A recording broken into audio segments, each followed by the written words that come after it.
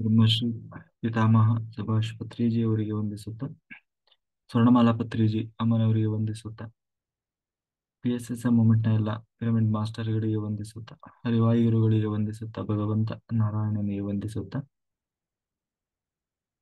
Grand master ಪ್ರಬೋಧೋಚಿತ್ master ಅವರಿಗೆ ವಂದಿಸುತ್ತಾ, ಲೋಕ ಕಲ್ಯಾಣಾರ್ಥವಾಗಿ ಅಂತ ನಡೀತಾ ಇರುವ ನಮ್ಮ ಈ ಧ್ಯಾನ ಯಜ್ಞದಲ್ಲಿ ಜೂಮ್ ಮತ್ತೆ ಯೂಟ್ಯೂಬ್ನಲ್ಲಿ ಭಾಗವಹಿಸಿದಂತಹ ಎಲ್ಲಾ ಧ್ಯಾನಯೋಗಿ ಬಂಧುಗಳಿಗೆ ವಂದಿಸುತ್ತಾ, ನಮ್ಮ ಈ ಧ್ಯಾನಯಜ್ಞದಲ್ಲಿ ನಾವು ಮುಂದುವರೋಣ ಅಂತ ಹೇಳ್ತಾ, ಈ ಧ್ಯಾನಯಜ್ಞಕ್ಕೆ ಸಮಸ್ತ ಬ್ರಹ್ಮಾದಿ ದೇವತೆಗಳನ್ನ, ಯಕ್ಷಗಂಧರ್ವ ಕಿನ್ನರ ನಾಗರ ಚೈತನ್ಯವನ್ನ ಆವಾಹನೆಯನ್ನು ಮಾಡೋಣ. ಮೇಲಿನ ಲೋಕಗಳೆಲ್ಲ ಅಸ್ಟ್ರಲ್ ಮಾಸ್ಟರ್ಸ್ ಎನ್ಲೈಟೆಡ್ ಮಾಸ್ಟರ್ ಚೈತನ್ಯವನ್ನ ಆವಾಹನೆಯನ್ನು ಮಾಡೋಣ. ಸಪ್ತರ್ಷಿಗಳನ್ನ, ಸಪ್ತರ್ಷಿ ಪತ್ನಿಯರನ್ನ, ತ್ರಿಮೂರ್ತಿಗಳನ್ನ, ತ್ರಿಶಕ್ತಿಯರ ಚೈತನ್ಯವನ್ನು ಆವಾಹನೆಯನ್ನು ಮಾಡೋಣ. ಸದಾನಂದ ಯೋಗಿಗಳು, ಮಹಾವತಾರ್ ಬಾಬಾಜಿಯವರು, ಸಾಯಿಬಾಬಾ, ರಾಘವೇಂದ್ರ ಸ್ವಾಮಿಗಳು, ಮಹಾವತಾರ್ ಬಾಬಾಜಿ, ರಮಣ ಮಹರ್ಷಿಗಳು, ಬುದ್ಧ ಭಗವಾನರು, ಮಹಾವೀರರ ಚೈತನ್ಯವನ್ನ ಆವಾಹನೆಯನ್ನು ಮಾಡೋಣ. ನಮ್ಮೆಲ್ಲರ ಪೂರ್ಣಾತ್ಮನನ್ನ ಆವಾಹನೆಯನ್ನು ಮಾಡೋಣ. ಸ್ವರೂಪಿಯಾದ ಪರಬ್ರಹ್ಮ ಸ್ವರೂಪಿಯಾದ ಭಗವಂತನನ್ನ ಆವಾಹನೆಯನ್ನು ಮಾಡುತ್ತಾರೆ. ಅವರೆಲ್ಲರ ಚೈತನ್ಯ ಫ್ರೀಕ್ವೆನ್ಸಿಯಲ್ಲಿ ನಾವೆಲ್ಲರೂ ಒಂದಾಗಿ ಈ ಧ್ಯಾನ ಯಜ್ಞದಲ್ಲಿ ಮುಂದುವರಿಯೋಣ ಅಂತ ಹೇಳ್ತಾ, ಮಾಸ್ಟರ್ಸ್ ನಾವೀಗಾಗಲೇ ನಿನ್ನೆ ದಿವಸ ಆ ಭಾಗವತ ನೋಡ್ತಾ ಇದ್ವಿ. ಅಲ್ಲಿ ಕಪಿಲ ವಾಸುದೇವ ತನ್ನ ತಾಯಿಗೆ ಉಪದೇಶವನ್ನು ಮಾಡಿದ ನಂತರ ಒಟ್ಟು ಆ ಏನು ದೇವಭೂತಿ ಮತ್ತೆ ಕರ್ದಮ ಪ್ರಜಾಪತಿ ಅವರಿಗೆ ಒಟ್ಟು 10 ಜನ ಮಕ್ಕಳು. ಅದರಲ್ಲಿ 9 ಜನ ಹೆಣ್ಣು ಮಕ್ಕಳು. ಒಬ್ಬ 10ನೇಯವನಾಗಿ ಭಗವಂತ ತಾನು ಅವತಾರ ಮಾಡಿ ಬಂದ ಕರ್ದಮ ಪ್ರಜಾಪತಿಯ ಯಾರು ಕಪಿಲ ವಾಸುದೇವನಾಗಿ. ಇನ್ನು ಉಳಿದಂತಹ ಒಟ್ಟು 9 ಜನ ಹೆಣ್ಣು ಮಕ್ಕಳು, ಅವರನ್ನು ಕೂಡ ಎಲ್ಲರೂ ಆ, ಏನು ಋಷಿಮುನಿಗಳಿಗೆ ಕೊಟ್ಟು ವಿವಾಹವನ್ನು ಮಾಡ್ತಾರೆ. ಅವರ ಹೆಸರನ್ನ ಹೇಳ್ತಾ ಇದ್ದಾರೆ. ಯಾರವರು 9 ಜನ ಅಂತಂದ್ರೆ, ಕಲಾ ಅನ್ನುವಂತ ಒಬ್ಬ ಹೆಣ್ಣು ಮಗಳು. ಕಲಾ ಅನ್ನುವಂತ ಒಬ್ಬ ಹೆಣ್ಣು ಮಗಳನ್ನ ಮರೀಚಿ ಋಷಿಗಳಿಗೆ ಕೊಟ್ಟು ವಿವಾಹವನ್ನು ಮಾಡ್ತಾರೆ. ಅನಸೂಯ ಅನ್ನುವಂತಹ ಒಬ್ಬ ಹೆಣ್ಣು ಮಗಳು, ಅವಳನ್ನ ಅತ್ರಿ ಮಹರ್ಷಿಗಳಿಗೆ ಕೊಟ್ಟು ವಿವಾಹವನ್ನು ಮಾಡ್ತಾರೆ. ಕೊನೆಗೆ ಶ್ರದ್ಧಾ ಒಟ್ಟು ಇವರು ಎಷ್ಟು ಜನ? 9 ಜನ ಅಂತಂದ್ರೆ, ಕಲಾ, ಅನಸೂಯ, ಶ್ರದ್ಧಾ, ಹವಿಹಿ, ಕ್ರಿಯಾ, ಖ್ಯಾತಿ, ಅರುಂಧತಿ, ಶಾಂತಿ ಅಂತ ಹೇಳಿ ಒಟ್ಟು 9 ಜನ ಹೆಣ್ಣು ಮಕ್ಕಳು. ಅವರಲ್ಲಿ ಶ್ರದ್ಧಾ ಅನ್ನುವ ಇಂಗಿರಾ ಋಷಿಗಳಿಗೆ, ಹವಿ ಎನ್ನುವ ಹೆಣ್ಣು ಮಗಳನ್ನ ಕುಲಸ್ಥರಿಗೆ ಕೊಟ್ಟು ವಿವಾಹ ಮಾಡ್ತಾರೆ. ಕೊನೆಗೆ ಕ್ರಿಯಾ ಅನ್ನುವಂತಹ ಹೆಣ್ಣು ಮಗಳನ್ನ ಕ್ರತುವು, ಖ್ಯಾತಿ ಎನ್ನುವರನ್ನ ಭೃಗು, ಅರುಂಧತಿ ಅನ್ನೋ ವಸಿಷ್ಠರಿಗೆ, ಕೊನೆಗೆ ಶಾಂತಿಯನ್ನ ಅಥರ್ವಣ ಮಹರ್ಷಿಗಳಿಗೆ ಕೊಟ್ಟು ವಿವಾಹವನ್ನು ಮಾಡ್ತಾರೆ. ಅದರಲ್ಲಿ ಈ ಖ್ಯಾತಿ ಮತ್ತೆ ಭೃಗು ಇವರ ಒಂದು ಆ ದಾಂಪತ್ಯದಿಂದ ಸಾಕ್ಷಾತ್ ಮಹಾಲಕ್ಷ್ಮಿ ತಾನು ವೈಷ್ಣವಿಯಾಗಿ ಅವತಾರ ಮಾಡಿ ಬರ್ತಾಳೆ, ಯಾರು ಭೃಗು ಮಹರ್ಷಿಗಳ ಮಗಳಾಗಿ. ಸೊ ಹಾಗಾಗಿ ಈ ಭೃಗು ಮಹರ್ಷಿಗಳ ಮಗಳಾಗಿದ್ದರಿಂದ ಅವಳನ್ನ ಭಾರ್ಗವಿ ಅನ್ನುವ ಹೆಸರಿನಿಂದ ಕರೀತಾರೆ. ಮತ್ತೆ ಭಾರ್ಗವಿ ಅನ್ನುವ ಹೆಸರಿನಿಂದ ಅವಳು ಹುಟ್ಟಿ ಬರ್ತಾಳೆ, ವೈಷ್ಣವಿ. ಕೊನೆಗೆ ಅನಸೂಯ ಮತ್ತೆ ಅತ್ರಿ ಮತ್ತೆ ಅನಸೂಯ ಇವರ ಒಂದು ದಾಂಪತ್ಯದಿಂದ ಸಾಕ್ಷಾತ್ ಭಗವಂತ ತಾನು ದತ್ತಾತ್ರೇಯನಾಗಿ ಅವತಾರ ಮಾಡಿ ಬಂದ ಆ ಅಂತ ಹೇಳಿ ದತ್ತಾತ್ರೇಯ ಅವತಾರದ ಕಥೆಯನ್ನು ಹೇಳ್ತಾರೆ. ಅತ್ರಿ ಮತ್ತೆ ಅನಸೂಯ ಹಾ ಅವರ ಒಂದು ದಾಂಪತ್ಯದಲ್ಲಿ ದತ್ತಾತ್ರೇಯನಾಗಿ ಬಂದ. ಅದರಲ್ಲಿ ಅತ್ರಿ ಮಹರ್ಷಿಗಳು ತಾನು ತಪಸ್ಸನ್ನು ಮಾಡ್ತಾ ಇರ್ತಾರೆ. ಏನು ಅಂತಂದ್ರೆ, ಆ ಯಾರು ಸೃಷ್ಟಿಯನ್ನು ಮಾಡ್ತಾ ಇದ್ದಾರೋ, ಸೃಷ್ಟಿ ಸ್ಥಿತಿ ಲಯ ಇದನ್ನೆಲ್ಲ ಯಾರು ಮಾಡ್ತಾ ಇದ್ದಾರೋ ಆ ಎಲ್ಲ ಆ ಆ ಭಗವಂತನನ್ನು ಏನು ಆ ಪ್ರಕಟ ಆಗಬೇಕು ಅಂತ ಹೇಳಿ ಅವರು ತಪಸ್ಸು ಮಾಡ್ತಾ ಇರ್ತಾರೆ. ಆಗ ಅವರ ಒಂದು ತಪಸ್ಸಿನ ನಂತರ ಸಾಕ್ಷಾತ್ ಭಗವಂತನೇ ತಾನು 3 ರೂಪದಿಂದ ಬರ್ತಾನೆ. ಯಾವುದು? ಬ್ರಹ್ಮ ವಿಷ್ಣು ಮಹೇಶ್ವರ. ಅಲ್ಲ, ಅದಕ್ಕೆ ಅತ್ರಿ ಮಹರ್ಷಿಗಳು ಆ ಹೇಳ್ತಾರೆ, ಅಲ್ಲ ನಾನು 3 ಜನರನ್ನ ತಪಸ್ಸು ಮಾಡಿದ್ದಲ್ಲ, ನಾನು ತಪಸ್ಸು ಮಾಡಿದ ಕೇವಲ ಒಬ್ಬರನ್ನ. ಯಾರು? ಸೃಷ್ಟಿ ಸ್ಥಿತಿ ಲಯ ಯಾರು ಮಾಡ್ತಾ ಇದ್ದಾನೋ ಆ ಭಗವಂತನನ್ನ ಅಂತ ಹೇಳಿದಾಗ, ಆಗ ದೇವರು ಹೇಳಿದ, ಹೌದು, ಎಲ್ಲವನ್ನು ಮಾಡುವನು ನಾನೇ. ಆದ್ರೆ ಬ್ರಹ್ಮನೊಳಗೆ ಕೂತು ಸೃಷ್ಟಿ ಕಾರ್ಯವನ್ನು ಮಾಡುವವನು ನಾನೇ. ಶಿವನೊಳಗೆ ಕೂತು ಲಯವನ್ನು ಮಾಡುವವನು ನಾನೇ. ಹಾಗಾಗಿ ಆ 3 ರೂಪದಿಂದ ನಾನು ಬಂದೆ ಅಂತ ಹೇಳಿ ದೇವರು ತಾನೇ ಹೇಳಿದ. ಅದಕ್ಕೆ ಆ ಅತ್ರಿ ಮಹರ್ಷಿಗಳು ಅವರ ಏನೋ ಇದನ್ನ ಹೇಳಿದ್ರು ನಮಗೆ. ಅದೇ ನೀವು 3 ಜನ ನಮಗೆ ಮಕ್ಕಳಾಗಿ ಬರಬೇಕು ಹಾಗಾದ್ರೆ ಅಂತ ಹೇಳಿ. ಆಯ್ತು ಅಂತ ಹೇಳಿ ತಥಾಸ್ತು ಅಂತ ಹೇಳಿದಾಗ ಆ ಬ್ರಹ್ಮ ವಿಷ್ಣು ಮಹೇಶ್ವರರು ಆ ಈ ಅತ್ರಿ ಮತ್ತೆ ಅನಸೂಯ ದೇವಿಯ ಮಕ್ಕಳಾಗಿ ಬರ್ತಾರೆ. ಅದರಲ್ಲಿ ಮೊದಲನೇದಾಗಿ ಆ ಯಾರು ಆ ಏನು ಬ್ರಹ್ಮದೇವರು ಅವತಾರ ಮಾಡ್ತಾರೆ. ಹೇಗೆ ಅಂತಂದ್ರೆ ಬ್ರಹ್ಮದೇವರಿಗೆ ಇಲ್ಲಿ ಭೂಮಿಯ ಮೇಲೆ ಅವತಾರ ಮಾಡ್ಲಿಕ್ಕೆ ಅವಕಾಶ ಇಲ್ಲ. ಅಂದ್ರೆ ಅವರು ಸೃಷ್ಟಿ ಮಾಡುವವರು, ಅವರೇ ಯಾಕೆ ಅವತಾರ ಮಾಡ್ತಾರೆ. ಹಾಗಾಗಿ ಆದ್ರೆ ವರ ಕೊಟ್ಟಿದ್ದಾರಲ್ಲ, ಆ ಉದ್ದೇಶದಿಂದ ಹಾ ಒಮ್ಮೆ ಈ ಅತ್ರಿ ಮತ್ತೆ ಅನಸೂಯ ಅವರ ಒಂದು ನೋಟದಿಂದ ನೋಟದಿಂದಲೇ ಅಂದ್ರೆ ನಾವು ಈಗ ಆ ಮೋಹದಿಂದ ನೋಡ್ತೀವಿ ಅಂತಾರಲ್ಲ ಹಾಗೆ ಅವರು ಪತಿ ಪತ್ನಿಯರು ಒಮ್ಮೆ ಮೋಹದಿಂದ ನೋಡುವಾಗ ಅವರ ಒಂದು ದೃಷ್ಟಿಯಿಂದಲೇ ಒಂದು ತೇಜೋಪುಂಜ ತೇಜಸ್ಸು ಹುಟ್ಟಿ ಬರ್ತದೆ. ಅಂದ್ರೆ ಒಂದು ಸೃಷ್ಟಿ ಆಗ್ತದೆ. ಆ ತೇಜಸ್ಸೇ ಭೂಮಿಯನ್ನ ಸ್ಪರ್ಶ ಮಾಡದೆ ಹಾಗೆ ಮೇಲೆ ಹೊರಟು ಹೋಗ್ತದೆ. ಅದೇ ಚಂದ್ರನಾಗ. ಅಂದ್ರೆ ಆ ಬ್ರಹ್ಮದೇವರು, ಇವತ್ತು ನಾವು ಚಂದ್ರ ಅಂತ ಏನು ಹೇಳ್ತೀವಿ, ಅದು ಬ್ರಹ್ಮದೇವರ ಅವತಾರ. ಆ ಆ ಬ್ರಹ್ಮ ತಾನು ಭೂಮಿಯನ್ನ ಸ್ಪರ್ಶ ಮಾಡದೆ ನೇರವಾಗಿ ಹೋಗಿ ಆ ಅಂತರಿಕ್ಷವನ್ನು ಹೋಗಿ ಸೇರಿದ. ಕೊನೆಗೆ ಎರಡನೇದಾಗಿ ಸಾಕ್ಷಾತ್ ಭಗವಂತ ನಾರಾಯಣನೇ ಆ ದತ್ತನಾಗಿ ಅವತಾರ ಮಾಡಿ ಬಂದ. ದತ್ತ ಅಂದ್ರೆ ನಮ್ಮಲ್ಲಿ ಸಹ ಇದರಲ್ಲಿ ದತ್ತಾತ್ರೇಯ ಪುರಾಣ ಇರ್ಬೋದು, ಮಾರ್ಕಂಡೇಯ ಪುರಾಣ ಅಂತ ಹೇಳ್ತಾರೆ ದತ್ತಾತ್ರೇಯ ಪುರಾಣ ಮತ್ತೆ ಇದರಲ್ಲಿ ಭಾಗವತ. ಇವರೆಲ್ಲದರಲ್ಲೂ ಕೂಡ ಹೇಳುವುದು ದತ್ತಾತ್ರೇಯ ಅಂತಂದ್ರೆ ನಮಗೆಲ್ಲ ಏನು 3 ರೂಪ ಸೇರಿ ಒಂದು ರೂಪ ಅಂತ. ಅಂದ್ರೆ ಬ್ರಹ್ಮ ವಿಷ್ಣು ಮಹೇಶ್ವರ 3 ಜನ ಸೇರಿ ಒಬ್ಬ ದತ್ತಾತ್ರೇಯ ಅಂತ. ಆದ್ರೆ ದತ್ತಾತ್ರೇಯರಂದ್ರೆ 3 ರೂಪ ಸೇರಿ ಅಲ್ಲ. ಯಾಕೆಂದ್ರೆ ಬ್ರಹ್ಮದೇವರು ಆ ಚಂದ್ರನಾಗಿ ಬಂದ್ರು. ಆ ಭಗವಂತ ತಾನು ದತ್ತಾತ್ರೇಯನಾಗಿ ಬಂದ. ಇನ್ನು ಏನು ಶಿವ ತಾನು ದುರ್ವಾಸರಾಗಿ ಬರ್ತಾನೆ. ಒಟ್ಟು 3 ರೂಪ. ಹಾಗಾಗಿ ಆ ಬ್ರಹ್ಮ ದತ್ತಾತ್ರೇಯ ಅಂತಂದ್ರೆ ಅದು 3 ರೂಪವನ್ನು ಒಳಗೊಂಡ ರೂಪ ಅಲ್ಲ, ಕೇವಲ ಭಗವಂತ ನಾರಾಯಣನನ್ನ ಮಾತ್ರ ಹೊಂದಿದ ರೂಪ ಯಾವುದು ದತ್ತರೂಪ. ಹಾಗಾಗಿ ಯಾಕೆಂದ್ರೆ ಇವರು ಬೇರೆ ಅವತಾರ ಮಾಡಿದ್ದಾರೆ. ಯಾರು ವಸಿಷ್ಠರ ಏನು ಸಾರಿ ಆ ಆ, ಏನು ಶಿವ ದುರ್ವಾಸರಾಗಿ ಆ ಬ್ರಹ್ಮ ತಾನು ಚಂದ್ರನಾಗಿ ಅವತಾರ ಮಾಡಿದ್ದಾರೆ. ಹಾಗಾಗಿ ದತ್ತಾತ್ರೇಯ ಅಂತಂದ್ರೆ ಕೇವಲ ಅದು ಭಗವಂತ ನಾರಾಯಣ ವಿಷ್ಣು ಮಾತ್ರ. ಕೊನೆಗೆ ದುರ್ವಾಸರು ಆ ಶಿವ ತಾನು ದುರ್ವಾಸರಾಗಿ ಅವತಾರ ಮಾಡಿ ಬಂದ. ಹ್ಮ್ ಹೀಗೆ ಆ ಈ ದತ್ತಾತ್ರೇಯ ಅವತಾರದ ಕಥೆಯನ್ನು ಹೇಳ್ತಾರೆ. ಇದರಲ್ಲಿ ಭಾಗವತದಲ್ಲಿ ಹೇಳೋದು ಇಷ್ಟೇ. ಇದು ದತ್ತಾತ್ರೇಯ ಪುರಾಣದಲ್ಲಿ ಹೇಳೋದಾದ್ರೆ ಇನ್ನು ಜಾಸ್ತಿ ವಿಸ್ತಾರವಾಗಿ ಬರ್ತದೆ. ಹಾಗೆ ಈ ದತ್ತಾತ್ರೇಯನಾಗಿ ಬಂದು ಈ ಕಾರ್ತವೀರ್ಯಾರ್ಜುನನಿಗೆ ಅನುಗ್ರಹವನ್ನು ಮಾಡಿದ ಅಂತ ಹೇಳಿ ಕೊನೆಗೆ ಯೋಗ ಪ್ರವರ್ತಕನಾದ ದತ್ತಾತ್ರೇಯ. ಕೊನೆಗೆ ಈ ಆಪೂತಿ ಆ ಈ ಒಂದು ಏನು ದೇವಭೂತಿಯ ಕಥೆಯನ್ನು ಹೇಳಿದ್ರೆ ಇನ್ನು ಮುಂದೆ ಆಪೂತಿಯನ್ನ ರುಚಿ ಪ್ರಜಾಪತಿಗೆ ಕೊಟ್ಟು ವಿವಾಹವನ್ನು ಮಾಡ್ತಾರೆ. ರುಚಿ ಪ್ರಜಾಪತಿ ಅವರಿಬ್ಬರ ಒಂದು ದಾಂಪತ್ಯದಿಂದ ಭಗವಂತ ತಾನು ಅವತಾರ ಮಾಡಿ ಬಂದ ಯಜ್ಞ ನಾಮಕನಾಗಿ, ಯಜ್ಞ ಅನ್ನುವ ಹೆಸರಿನಿಂದ ಅವನ ಪತ್ನಿ ದಕ್ಷಿಣ. ಹಾಗಾಗಿ ಈ ಒಂದು ಯಜ್ಞ ನಾಮಕ ಭಗವಂತನಿಂದಲೇ ಈ ಯಜ್ಞಗಳು ಶುರುವಾದವು. ಒಂದು ಯಜ್ಞ ಯಾಗ ಅಂತೀವಲ್ಲ, ಇದರ ಪ್ರವರ್ತಕ ಯಾರು ಅಂತಂದ್ರೆ ಇದೇ ಯಜ್ಞ ನಾಮಕ ಭಗವಂತ. ಆ, ಒಟ್ಟು ಆಪೂತಿ ದೇವಭೂತಿ ಪ್ರಸೂತಿ. ಅದರಲ್ಲಿ ಈ ಆಪೂತಿಯನ್ನ ರುಚಿ ಪ್ರಜಾಪತಿಗೆ ಕೊಟ್ಟು ವಿವಾಹ ಮಾಡ್ತಾರಲ್ಲ, ಅದರಲ್ಲಿ ಆ ಯಜ್ಞನಾಗಿ ಭಗವಂತ ತಾನು ಅವತಾರ ಮಾಡಿ ಬಂದ ಅಂತ ಹೇಳ್ತಾ ಇನ್ನು ಪ್ರಸೂತಿ. ಆ ಪ್ರಸೂತಿ ಇನ್ನೊಬ್ಬ ಹೆಣ್ಣು ಮಗಳು ಪ್ರಸೂತಿ ಅಂತ. ಆ ಪ್ರಸೂತಿ ಅನ್ನುವ ಹೆಣ್ಣು ಮಗಳು, ಅವಳಿಗೆ ಒಟ್ಟು 16 ಜನ ಮಕ್ಕಳು ಆದರು. ಅದರಲ್ಲಿ 16 ಜನರು ಕೂಡ ಹೆಣ್ಣು ಮಕ್ಕಳು.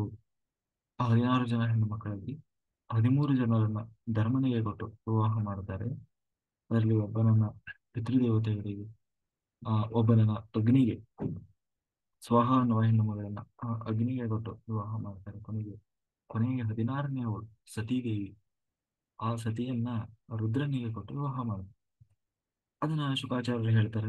ಒಟ್ಟು ಈ 15 ಜನರ ಹೆಣ್ಣು ಮಕ್ಕಳ ಒಂದು ದಾಂಪತ್ಯ ಜೀವನ ಬಹಳ ಚೆನ್ನಾಗಿರ್ತದೆ. ಆದರೆ ಈ ಕೊನೆಯವಳಾದಂತಹ ಸತೀದೇವಿ, ಅವಳ ಒಂದು ದಾಂಪತ್ಯ ಜೀವನದಲ್ಲಿ ಒಂದು ಸಣ್ಣ ಸಮಸ್ಯೆ ಆಗ್ತದೆ. ಅವಳನ್ನು ವಿವಾಹವಾದರೂ ಕೂಡ ಮಕ್ಕಳನ್ನೇ ಪಡೆಯದೆ ತಾನು ಏನು ಮರಣವನ್ನು ಹೊಂದಿದ್ದಾಳೆ, ಅದು ಅಂತ ಹೇಳಿ ಆ ಸತೀದೇವಿಯ ಕಥೆಯನ್ನು ಹೇಳಿದ್ರು. ಅದಕ್ಕೆ ಆ ಪರೀಕ್ಷಿತ ತಾನು ಪ್ರಶ್ನೆ ಮಾಡ್ತಾನೆ, ಅಲ್ಲಿ ಯಾಕೆ, ಅದು ಏನದು ಕಥೆ, ಯಾಕೆ ಸತೀದೇವಿ ತಾನು ಮಧ್ಯದಲ್ಲೇ ಆ ತಾನು ಏನು ಮರಣವನ್ನು ಹೊಂದಿದ್ಲು, ಅದು ಕೂಡ ಮಕ್ಕಳನ್ನ ಪಡೆಯದೆ ಅಂತ ಹೇಳಿ ಅದನ್ನ ಕೇಳಿದಾಗ ಅದಕ್ಕೆ ಶುಕಾಚಾರ್ಯರು ಹೇಳ್ತಾರೆ, ಇಲ್ಲ ಅದು ಈ ದಕ್ಷ ಪ್ರಜಾಪತಿ ದಕ್ಷ ಪ್ರಜಾಪತಿಗೂ ಮತ್ತು ಸತೀದೇವಿಗೆ ಆ ಏನು ದಕ್ಷ ಪ್ರಜಾಪತಿ ಮತ್ತು ಶಿವನಿಗೆ ಮಧ್ಯ ವೈಮನಸ್ಸು ಉಂಟಾಗ್ತದೆ. ಹಾಗಾಗಿ ಅದರಲ್ಲಿ ಆ ವೈಮನಸ್ಸಿನಿಂದಾಗಿ ಸತೀದೇವಿ ಕಾರಣಾಂತರದಿಂದ ಪ್ರಾಣತ್ಯಾಗ ಮಾಡಬೇಕಾಗಿ ಬರ್ತದೆ ಅಂತ. ಆಗ ಅದರ ಒಂದು ಕಥೆಯನ್ನ ಸಂಪೂರ್ಣವಾಗಿ ನಮಗೆ ಹೇಳಿ ಅಂತ ಹೇಳಿದಾಗ, ಆ ಸತೀದೇವಿ ಮತ್ತು ದಕ್ಷ ಪ್ರಜಾಪತಿ ಆ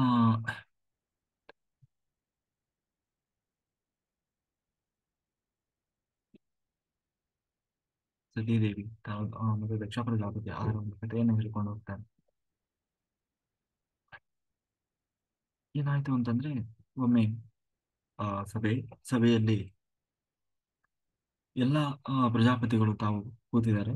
ಅದರಲ್ಲಿ ಒಂದು ದಿವಸ ಪ್ರಜಾಪತಿಗಳು ಕೂತಿದ್ದಾರೆ. ಅದರಲ್ಲಿ ಎಲ್ಲರೂ ಎಲ್ಲಾ ದೇವತೆಗಳು ಕೂಡ ಎಲ್ಲರೂ ಹಾಜರಾಗಿದ್ದಾರೆ. ಒಂದು ಕಡೆ ಬ್ರಹ್ಮದೇವರು, ಆ ಕೊನೆಗೆ ಶಿವನು ಕೂಡ ಅದಕ್ಕೆ ಬಂದಿದ್ದ, ಏನು ಆ ಒಂದು ಸಭೆಗೆ ಬಂದಿದ್ದ. ಅದರಲ್ಲಿ ಆ ಎಲ್ಲಾ ಪ್ರಜಾಪತಿಗಳು ಕೂಡ ಬಂದಿದ್ರು. ಅದರಲ್ಲಿ ದಕ್ಷ ಪ್ರಜಾಪತಿಯು ಕೂಡ ಒಬ್ಬ. ದಕ್ಷ ಪ್ರಜಾಪತಿ ಸಭೆಯನ್ನು ಪ್ರವೇಶ ಮಾಡಿದಾಗ ಅಲ್ಲಿ ಕುಂತಹ ಶಿವ ಎದ್ದು ನಿಂತು ನಮಸ್ಕಾರ ಮಾಡಲಿಲ್ಲ. ಯಾಕೆಂದ್ರೆ ಸಹಜವಾಗಿ ಈ, ಆ, ದಕ್ಷ ಪ್ರಜಾಪತಿ ಹೆಣ್ಣು ಕೊಟ್ಟ ಮಾವ. ಯಾಕೆಂದ್ರೆ ಸತೀದೇವಿಯನ್ನ ವಿವಾಹವಾಗಿದ್ದಾನಲ್ಲ, ಯಾರು ಶಿವ. ಆ, ಆದ್ರೆ ಆ ಯಾರು ದಕ್ಷ ಪ್ರಜಾಪತಿ ಸಭೆಗೆ ಬಂದಾಗ ಶಿವ ಎದ್ದು ನಿಂತು ನಮಸ್ಕಾರ ಮಾಡಲಿಲ್ಲ. ಏನು ಬಂದ್ರಿ ಮಾವ, ಏನೂ ವಿಚಾರ ಮಾಡಲಿಲ್ಲ. ಇದು ದಕ್ಷನಿಗೆ ಸ್ವಲ್ಪ ಕಿರಿಕಾಯ್ತು. ಇದನ್ನು ನೋಡಿ ಅವನಿಗೆ ಸಹಿಸಿಕೊಳ್ಳಿಕ್ಕೆ ಆಗಲಿಲ್ಲ. ಆ ಆ, ಮೊದಲೇ ಏನಾಗಿತ್ತು ಅಂತಂದ್ರೆ, ಆ ಅವನಿಗೆ ಸ್ವಲ್ಪ ಅಹಂಕಾರ ಇತ್ತು, ಅಸಮಾಧಾನ ಇತ್ತು. ಅದರಲ್ಲಿ ಇದು ಇನ್ನೂ ಒಂದು ಸ್ವಲ್ಪ ಅವನಿಗೆ ಬೆಂಕಿ ಹಾಕಿದಂಗೆ ಆಯ್ತು. ಅದಕ್ಕೆ ಇಡೀ ಸಭೆಯನ್ನ ಉದ್ದೇಶಿಸಿ ದಕ್ಷ ಪ್ರಜಾಪತಿ ತಾನು ಹೇಳ್ತಾ ಇದ್ದಾನೆ, ನೋಡಿ, ನಾನು ಯಾವುದೇ ಅಜ್ಞಾನದಿಂದ ಹೇಳ್ತಾ ಇಲ್ಲ, ನಾನು ಯಾವುದೇ ದ್ವೇಷದಿಂದ ಹೇಳ್ತಾ ಇಲ್ಲ. ಹಿಂದಿನಿಂದಲೂ ಬಂದಂತಹ ಒಂದು ಸಂಪ್ರದಾಯ, ಆಯ್ತಾ, ಅದನ್ನ ಗಮನದಲ್ಲಿಟ್ಟು ಹೇಳ್ತಾ ಇದ್ದೆ.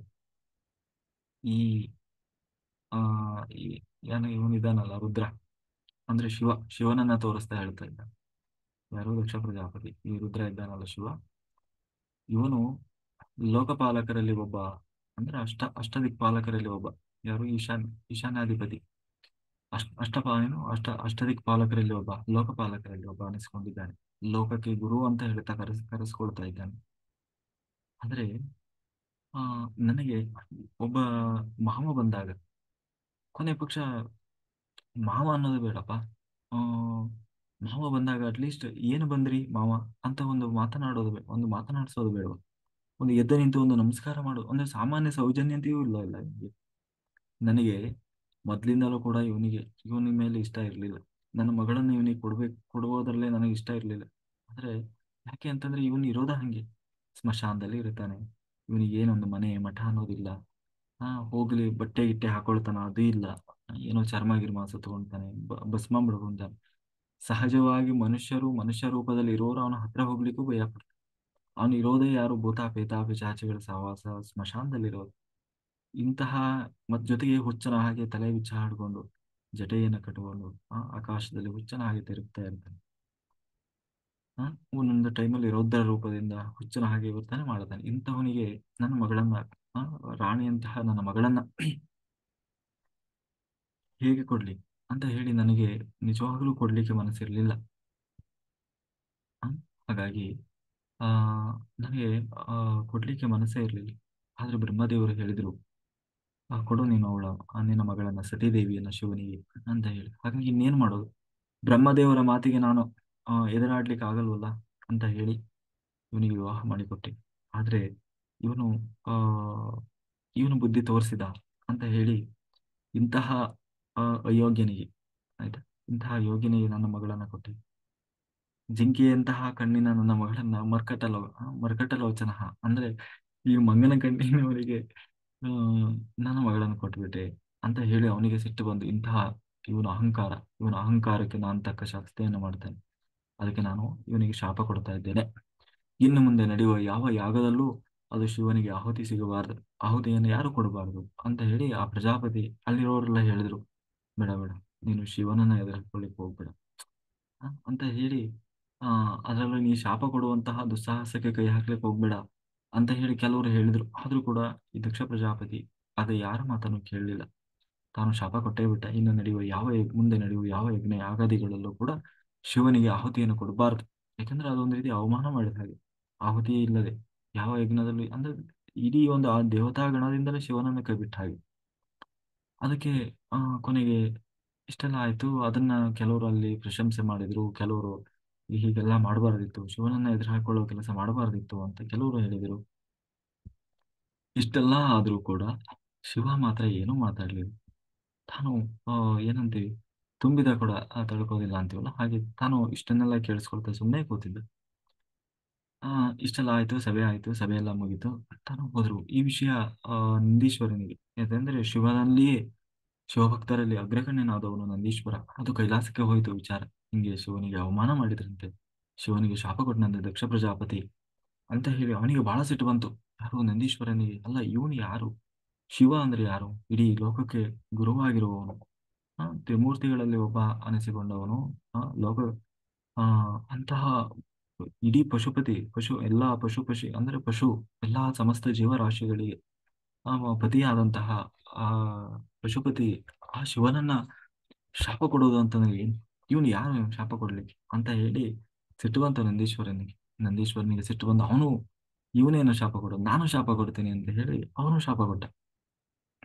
ಇನ್ನು ಮುಂದೆಲ್ಲ ನೀವು ಶಾಸ್ತ್ರಹೀನರಾಗಿ, ಸಿಕ್ಕದನ್ನೆಲ್ಲ ತಿನ್ನೋರಾಗಿ, ಕಂಡ ಹೆಣ್ಣು ಮಕ್ಕಳ ಸಹವಾಸ ಮಾಡೋರಾಗಿ, ಆ ನಿಮಗೆ ಕೊನೆಗೆ ಏನು ಓದಿದ್ರು ದೇವರ ಬಗ್ಗೆ ನಿಜವಾಗ್ಲೂ ಅರ್ಥ ಆಗದೆ ಹೋಗ್ಲಿ, ವೇದವನ್ನ ಮಾರಿಕೊಂಡು ಬದುಕುವವರಾಗಿ, ಹೀಗೆ ಹೀಗೆ ಒಟ್ಟೆ ವಿಚಿತ್ರವಾಗಿ ಆ ಶಾಪ ಕೊಟ್ಟ.